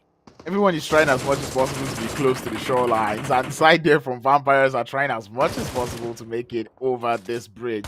They will lose one player, and the rest of the players now have to look for an alternate way to get into the circle. Maybe it is time to go look for those boats. And this zone, stage 2, is going to start to trickle the HP, little by little. Yeah, and if it's not the zone, it's the other teams that still have to make rotations. Vampires, what are you doing on the military base island? We are into stage 2, and that zone is just heading more and more west. I don't know. I don't know what the timing was like for them, but we'll wait and see if they can get themselves out of this one. Maybe it's not too late to find a boat. Maybe they can still take a swim. I don't know. Right now, it looks like TIMEOUT is very determined on waiting on this bridge. Wave Esports has pulled up behind them, so Wave might also be trying to take a piece of the action. Now the fact that Wavy Sports is like, I heard a little bit of noise. It does look like the teams that landed on there are going at it, and they would eventually start getting some of those knocks on that northern side of the bridge. I feel like Vampires might be able to find some boats on the shorelines, on the northwestern shorelines of that Sosnovka military island. Looking forward to seeing them put that one into play. 18 seconds left on the zone closing, and then we're going to be heading into stage 3. That zone is just going to do more and more damage, so they need to get a move on. We still don't have Black Hand, RUKH, or Virtual Gaming in the zone just yet, as they're making their approach, and we still don't know if the zone is going to be heading into the coastline. If we head into the coastline, all of a sudden, oh, yikes. Okay, so we've got half of Quarry, we've got half of the coast. This is a zone finish if ever I've seen one. Triple Esports probably dancing wherever they are right now, because this is a zone for them. People that are not dancing right now, time out, because they have to face off against the side of Wavy Sports, who is going on currently on a car chase or not, as you look to just go in for that elimination onto one of the players. This was a good one. That's what you call breach camp gone wrong onto the side there of timeout. But this southern shift on that circle gonna have to force all of these teams to move. I'm not gonna lie, it kind of pays off for the side of RUKH BJE, because they kind of have a little bit of space to work with on that north. What I'm a bit excited about is Lag Esports in their current position, right? Holding the southern portion there of Primorsk. That's still in zone, so that's a lot of compounds, a lot of cover that they can deal with, and no one's really worried about them. No one's really heading towards them other than Wave Esports and TIMEOUT, who, as we know, are hurting. They've been hurt by this blue juice, and now all of a sudden they need to take each other out. Yeah, I feel like they've been going at it, and this is a fight that was inevitable. You know, both teams were actually so at some point on the military island, and now they have to go against each other to try to determine who is going to make it into that circle. Gaddafi trying to see if he can move around to avoid the grenades, but the world of battle foiling for our chicken dinner course as Arthur would go down to the burn, coming through from Greedy, as Greedy4Kills have decided to wake up in the final game of the day. I mean, no surprise there, right? At least there's something that makes sense from the previous week. We got GREEDYFORKILLS coming through in the last game, trying to get eliminations and be aggressive. That's fine. That makes sense. But also Black Hand finding virtual gaming. This is happening all the way towards the northern side. We still haven't even found a place into the zone, but Black Hand have to take this battle. They have to go through virtual gaming. After them, they have to go through the mind weapon. They need to win this. Alphalucci, though, with the S12K, the auto shot in hand, he's doing a whole lot of the hurt onto the side of Black Hand as they're down to 2. But Black Hand would go for that revive, the smart play. And here's where I want to see the grenades coming through from Alphalucci. But a third party, Black Hand, would be so thankful onto the side of the mind weapon for that one. Now, just the question is, are they going to be able to get past the mind weapon? Because the mind weapon, no, there was a fight happening here. There's another team that needs to move on through. Yes, for now, they are all the way up to their full squad.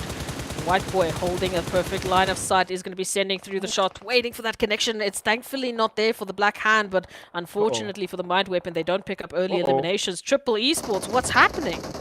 They are down by 2. That is what is happening. Chemo has to force a revive, as Thor also has to heal up. RUKH Esports are the ones applying the pressure as they're looking to come in through from that western shoreline. But man, Smash still holding the compound, holding it quite all right as they come in from the side. IC is going to be the first man to fall the side of Triple Esports as Old Boy needs to get his HP back up. Man, trying to see if he can find the angles. Chemo spots that one out as the flank is going to come through from Triple Esports, and Thor would find that one. The grenade is good, and Van finds himself in a very tough situation, cannot hold it up as he would go down.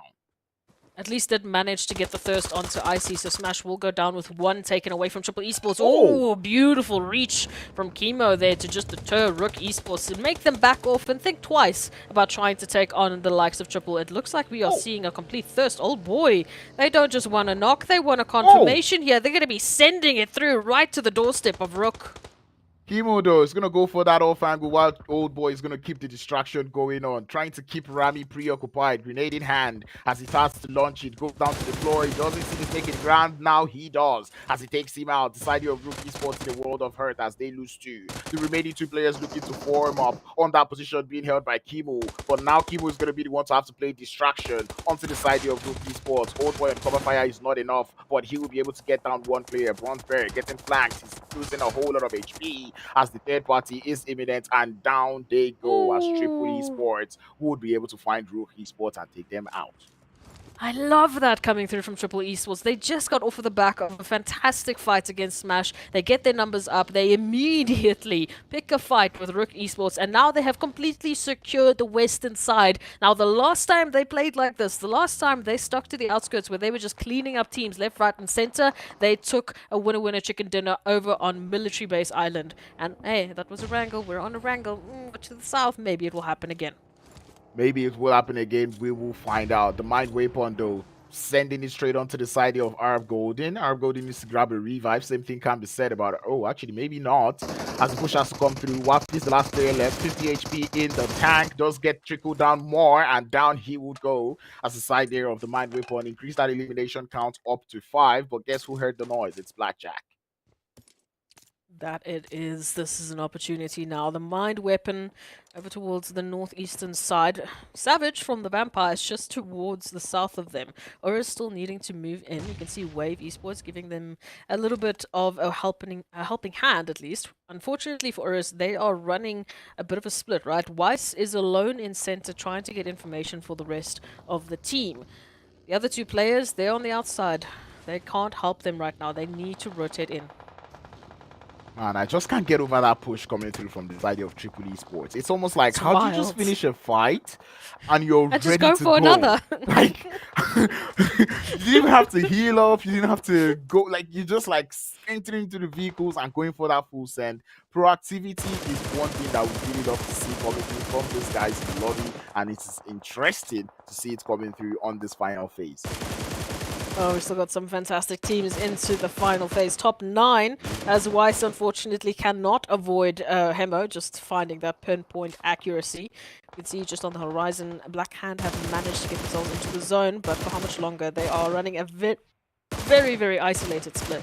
All of the players without backup. It's a 1-1-1-1-1 split, and they don't really have the luxury of getting those crossfires running. Well, Zone is going to continue to push down south. I was about to say there is too much space you're Ooh, giving to triple. Triple Esports, but Triple Esports now having only 2 players left, making me question just how confident they might be heading into the later phases of the circle. But as you see it on the map, the north is busy, the north is occupied. Blackjack Esports are losing players, and Phoenix is going to be down. The same thing would be said about Zik. It's only a matter of time as RUKH has got his eye fixated. And let me not even start talking about RUKH today. He's been on fire. Absolutely. Black Hand, they are encircling. They have smelled some blood, and now they want the piece of the action. Blackjack Esports, though, moving in. Zeke still managing to get their meds up. Managing to get their health bar, at least for now, set. But how much longer can they wait it out in the smoke? Their position known, and all of the crossfires trained on their position. Though, what could be their helping hand is the likes of CRYPTICS. They've moved on in for that third party. They could be the deterrent or the distraction to Blackhand and an opportunity for Zeke to move on out. By the way, just for curiosity's sake, you do see that Lag has a full team. They have 4 Right. eliminations. They're on the south and no one's next to them. And situations like this is where I love to 5. see lag. They know how to creep up on the lobby. And them being on that south with so much information, I feel like they're in for a treat in this game. I really want to see them actually capitalize with all of this space that they have out there on the southern edge. Wave Esports actually going to be driving past them right now, so we'll wait and see if those elimination counts are going to start heating up. But CRYPTICS, as we said, the third party, they've been a little bit slower though. It's calmed down way too much for them, and they can't really see a good opportunity to get involved. Zeke, in the meantime, got a res onto Phonics. But now, this pressure's still on them. They still need to get themselves a situation. They are being kept out of zone. Yeah, Blackjack Esports have to force their way through, and it doesn't look like there is a way, but it looks like Blackjack, they want that push. They want to get the eliminations for the time being. Blackhand are being such a pain in the ass as this push has to come through from Blackjack Esports. Phoenix is going to lose a lot of HP. It's going to force him to stand. Senke is waiting, and he will take him down. Pretty easy finish there. Senke has the backup of the rest of the team. Unfortunately, Zeke all alone and now getting taken on from multiple sides. Black Hand and CRYPTICS both applying the pressure, looking for those final finishes, but the zone might give them the spacing though. They're going to leave 2 behind. Plaza going to be coming through for the follow-up from Black Hand. Senke alongside Marshall potentially here the finish for CRYPTICS. Just waiting for Zeke to make a mistake. Yeah, Zeke though is in a very, very bad spot. Side of Blackhand, no, there is one more player out in the background. Boa is going to be able to find that intro knock up onto Senke as CRYPTICS look for a way to make it into the circle. And I feel like Blackjack Esports might just be able to capitalize on this, but Plaza is watching so closely, waiting for Zeke to try to make a move. Yeah, no, Plaza knows exactly what their job is, although all of a sudden Zeke gets the drop on Plaza, is going to find that initial knock, though unfortunately backup is there. But is it enough? Will they be able to get the confirmation on Plaza? We'll have to wait and see. Teammates are there for res. CRYPTICS, however, still involved. Blackhand looking to take some shots towards the side there of Wave Esports as we await this next zone shift. It's going to be favoring Lag Esports, and Lag, now is the time to move, and they start instantly. One knock already up onto the side there of Wave Esports, and they're already looking to capitalize on that one. They've got the high ground advantage. They also have the terrain advantage because there's a lot of ridge lines that they can play with. One knock though does get spotted on that west, on that east. Almost goes down, but will survive. This is what we wanted to see from Lag. They've been so quiet. We've been waiting for them to bring in their performance and really capitalize. This is a momentous play from them. To have this last Erangel potentially turn this into a win would be huge. Already picked up 5 eliminations. They've got information on Wave. They are just waiting for the rest of the teams like Blackhand and CRYPTICS to move on in. But in terms of number, they are still 1 step ahead. Blackhand could be that differentiating factor, though. They did get the res onto Plaza. They have all 4 members back on up. They're moving in from the north. Potentially might be able to find Rauf from URUS on the way. And then they still need to deal with CRYPTICS. Well, Rauf has been a little bit quiet. In fact, not a little bit, very, very quiet. Trying not to make any noise. I think he's almost camouflaging right now. It's a beautiful bait and play coming through from the side of CRYPTICS as El Chapo is able to get down 2 players. Marshall gets the memo, wants to send it up to the side of Blackhand, and indeed he will. Blackhand are falling. 1 player left to hold down the tide. It's going to be Red Sox. Waiting for the intro coming through from Marshall. DBS is not going to quite connect just yet, but he would find the knock. The revive, he's going to buy himself a little bit more time, but the third party is coming in through. El Chapo has been on fire. Sports Plaza behind the buggy, not quite able to get the knock, but the full send will continue. The damage is being done. Plaza trying to hold it up, but he will fall. Oh. 1 player left, and it's going to be Red Ox to clear it out. Slide, make that Blackhand holding up with 8 elims, but 1 player left to hold down the fort and no zone advantage.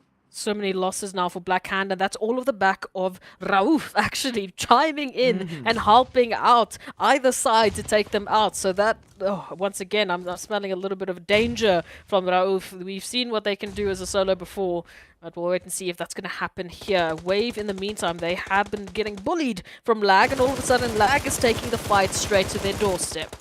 I like the fact that Lag Esports are taking the initiative to push up to the eastern part of the hill. They can see pretty much everybody, has eyes on Blackhand, and they will take them out. 6 eliminations to the name. Mexico is looking good on that off angle as Gaddafi finds himself in a world of hurt. He has to rely on the cover fire coming through from Petrox and 1 knock. Oh, the numbers advantage. They are just utilizing it to perfection. 3-1 splits. Oh! 1 member holding the flanking angle, but they need to be careful not overextending. Petrox has the perfect opportunity here just to give backup to Gaddafi, as Gaddafi is playing a bit of a bait here, trying to force out Lag and the position. Now they have lost 1 member, and this 2-1 split is starting to feel uncomfortable. I think Lag Esports are under the impression that this is actually a 4v4, right? Or it was a 4v4, now they think it's a 3v4. But the only person that has a little bit of an idea of what is going on here is Wave Esports and that solo player from URUS. But Wave Esports running out of real estate to play as the zone starts to shrink up on their position. Petrox has to move. He's got 1 HP, so it's fair enough that he is the sacrificial lamb. Makes it over to that shark, would be able to survive. Yeah, the opportunity here for Lag to move on into the eastern side to try and take the fight to Wave. It was a good idea, but it had a timer on it. It had a clock. If you didn't get it done by a certain amount of time, with the zone shift now, they've put themselves in an awkward position. They have to rotate back into zone. Thankfully, Mexico's still in zone, has information on URUS at least, so they've got a good idea of where the enemies lie. However, finding the angles now to take them out is going to be the problem. You can see that zone is going to center on in this open valley. So as soon as we close off the stage, as soon as that blue zone moves on in, everyone in this current position is going to get forced on out into the open. At this point, I'm getting concerned as to how passively Lag Esports is taking this fight. Like if that zone starts to shrink up, you might not get as much zone advantage from here on out. So right now, Lag Esports, you need to use the information that you've been able to gather, probably push up a little bit onto the side there of Wave Sports, because right now that they've left that that high ground on the east, it almost opens down the ground for Wave Sports to have a lot of thinking space, and that is one thing that you do not want. We know the timer is on the side of Lag. Where they are on the far side of the blue zone. Wave or not, they're in the middle. They have some trees to work with, but they also do have URUS. RUKH now just on the edge, just on the cusp of getting themselves into the zone, has an opportunity to take a lot of eliminations away from these teams, while Lag gets pushed further and further into the open. All of a sudden, there is a bit of a threat. Wave trying to get those into those vehicles, making the push, and they are going straight into Lag. It's so late. You got 2 knocks and you did not send it. You had to wait for the whole revives to come through before they went for that full send. And now Lag Esports are looking very strong. Grenades down to the bottom of the hill. You don't even need to see it. It's going to connect. Mexico does look to be on fire as he continues to send down more. RUKH might just be the one to put their help, and another grenade would work. 1 more player left. It is 1 knock. He's down in the grass. RUKH in the background trying to steal the elims, but Lag Esports will not let that one happen. URUS looking to play spoiler on this one. Behind the buggy is going to be RUKH. Shots going towards his direction, and the vehicle explosion from Mexico would eventually take him out. 1 knock in the grass. Nothing like meds. Lag Esports, they know he has to be down here. The pool stand is coming in through, and Molotovs in the hand of 1 knock would cause the burn. A9Q to get the elimination, and Lag Esports finally rise up to the game, to the stands in the final game of the day. finishing off Erangel with 19 points in total, those 9 eliminations and the winner chicken dinner. It makes it such a good story for Lag. And again, hopefully only the beginning of that story. I'm very happy to see more Lag finishes. Let's just see more in the rest of the week, but it's a good starting point. And again, taking a bit of a page out of GREEDYFORKILLS' book, getting the win on the last possible day, being quiet the whole day, and then just suddenly showing up so phenomenally.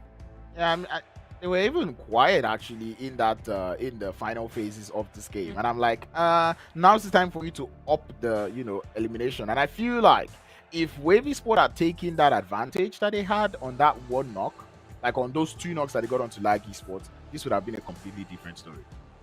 It would have been. It was a case of bad timing for both teams. Again, choosing the better opportunity to actually move on in for that finish.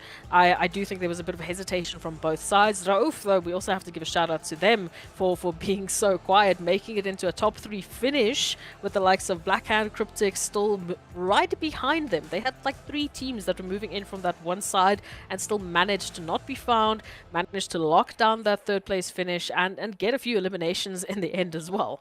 Yeah, and that is one thing that we enjoy to see. But this was one explosive game of Erangel. Did not even go out in the way we thought. We never knew it was going to be the ninjas of the lobby that will be getting the winner chicken dinner there in Lag Esports. But it's something that we really enjoy to see. Let's take a look at the highlights going into Erangel.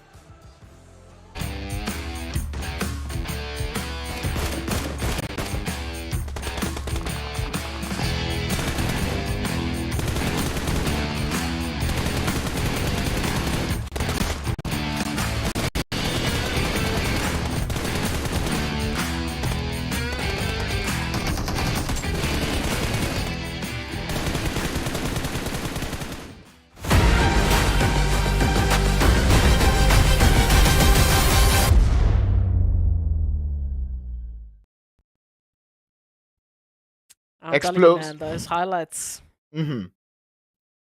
Oh, explosive gameplay, and interesting gameplay that we are seeing out here in the PUBG Mobile Pro League Africa Split. But of course, we've got to give our shout out to Monster Energy, our official energy drink partner here in the PUBG Mobile Pro League Africa Spring Split 2023. That is a mouthful.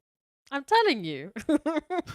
And we have to say it so many times, but that is the wondrous. Thank you so much to Monster Energy for making this happen and, giving us all of these words to say. They're very good. We like them. Keep going.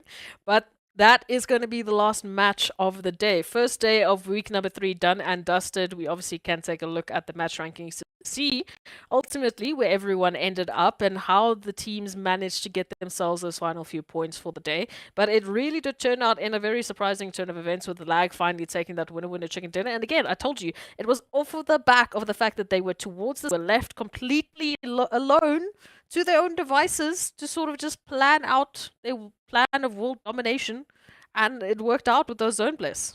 Yeah, 10 eliminations to go alongside it. It almost makes you feel like they were not waiting at all. 20 points up on board. Love to see that one. Wavy Sports are winner chicken dinner stealers, able to come out in 2nd place for the 2nd time today. And I feel like Wavy Sports have been knocking on the door. This was the same momentum they brought into the game's last phase. So I'm looking forward to seeing Wavy Sports continue this trend going into tomorrow, because I feel like they're onto something.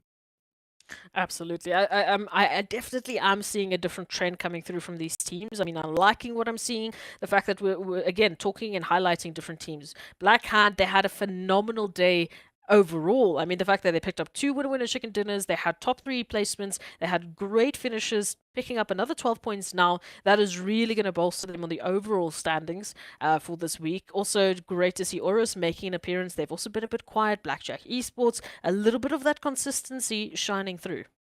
Yeah, and I really would like to see more points up on board coming through from the side of Blackjack Esports. We saw what they made of in the winner chicken dinner, or at least the match they were able to play well last week. So I know Blackjack Esports have got what it takes. But looking at the way these points are actually spread out in the first page, I feel like on the second page we might not actually get to see that many trips to the donut shop. I knew it. Hey, at least everyone taking points one way or another, whether by eliminations or something else. Although it's ironic that Hmm. yeah, not a single team with placements came on this side, which makes sense in terms of the split. But normally you would see at least the teams who didn't get pretty good placements, manage to get some wild eliminations. But for once, we are actually following the placement points. So that works, but what does really, really get me excited is the fact, again, what those overall standings are going to look like on day number 1 and how they're going to turn out into the rest of the week. I'm getting scared seeing that vampires are not putting so much points up on Erangel. I feel like if there were to be one map where you have to actually show what you're good at, it has to be Erangel, because we get more of the Erangel games out here in this phase and league play. So that being said, I want to see them put up more points on board. But Vista, hey, hasta la vista. Hasta la vista, all the way to the top, 57 points. Just 1 point behind them, though. It is Black Hand, so And it's one not too bad. Not too bad there for the top two. We do start to see a little bit of a gap forming. 20 points later, we see the World of Battle in 3rd place on the overall standings. So definitely the performances, the MVPs we have to give over to Vista Gaming and Black Hand for their overall consistency today. Yeah, and this is what I was saying, like, I'm not too worried about CRYPTICS because I know for one they're putting up the numbers. It might look like they're not doing too well in terms of like the placement, but look at the amount of eliminations they're able to put up on board. 23 elimination points up on board, and they're sitting quite nicely on that 4th position. This just makes me feel like going into tomorrow, CRYPTICS, they definitely have a plan for this week. But man, the World of Battle with that chicken, they're able to put the numbers up on board. Wavy Sports, I keep saying this, regardless of what happens, they always find a way to keep themselves within that top 6 bubble. Hey, you've seen how sneaky they can be. They can steal away your winner chicken dinner when you least expect it. Also, 1 point behind them, it is Mo Esports. So I'm so happy that we're highlighting a team like Mo Esports, a team like TEAMLAG over on the first page. But we're going to be finishing off the top 8 with only 25 points as we take a look at the second to see if there are any other further gaps being formed and which teams really do need to bring it on up. It's not too bad. It's still very close. healthy. We have so many teams close to the 20-pointer mark. Yeah, and one very surprising thing, or two very surprising things that we're seeing out here on the second page, is the position coming through from Triple Esports and Titan Gaming. We see both teams holding it up on 11th position. And Titan Gaming were only able to get this 19 points, I believe, in their maybe not. Like, I think their first and second game, I believe, they were able to put up a couple of points up on board. But then that's just 2 games of work from the side of Titan Gaming. So we really want to see more of these good performances coming through from Titan. Yeah, I mean, again, Triple Esports, they were the top of the logs after week number 1. Titans were the top of the logs after week number 2. So it's weird, but I kind of like it. Moving on to the last page, we know that 16th currently has 12 points. Looking at the gaps forming on towards the last 4, I mean, really, it's not a lot. I mean, it's only day 1, only 5 matches worth of play, 4 matches per group. So the teams still have plenty of opportunities to come back tomorrow and close that gap, get themselves into a good standing, and that's what they need to do. We want to see new teams, new challengers getting onto Vikendi. I find it quite ironic that Virtual Gaming Squad actually is not on the bottom of the page, given that going into the 4th game of today, they only had 0 points, and then going into this final game, they're able to put up 4 points on board. Smash Team would be the one on the bottom with 3 points down. And, I'm not really impressed with what I'm seeing coming through from these two teams, given that they're teams that even going into today's games, we're already saying they need to put in much work, because Virtual Gaming Squad really is sitting down on 16 spots or 16 spots on the general ranking, which means if you're dead ones holding the finals, Yeah. anyone, if they're doing bad, it just makes everyone who is on the bottom have that chance to overtake them. Absolutely. And again, this is what we want to see. We want to see that challenge right until the end of the day. It is the last week, so they need to treat us with a little bit of a challenge, a little bit of a story that we can follow and really praise for these teams. They've been so wonderful up until this point, and our viewers have been so wonderful up until this point, because this is the end of the day. We're going to be finishing off with a 5 set of fantastic, fantastic matches, and tomorrow is going to be no exception. Join us tomorrow, same time, same place. Myself and Crowns will be here to bring you all the action. Thank you so much for joining us. We'll see you tomorrow.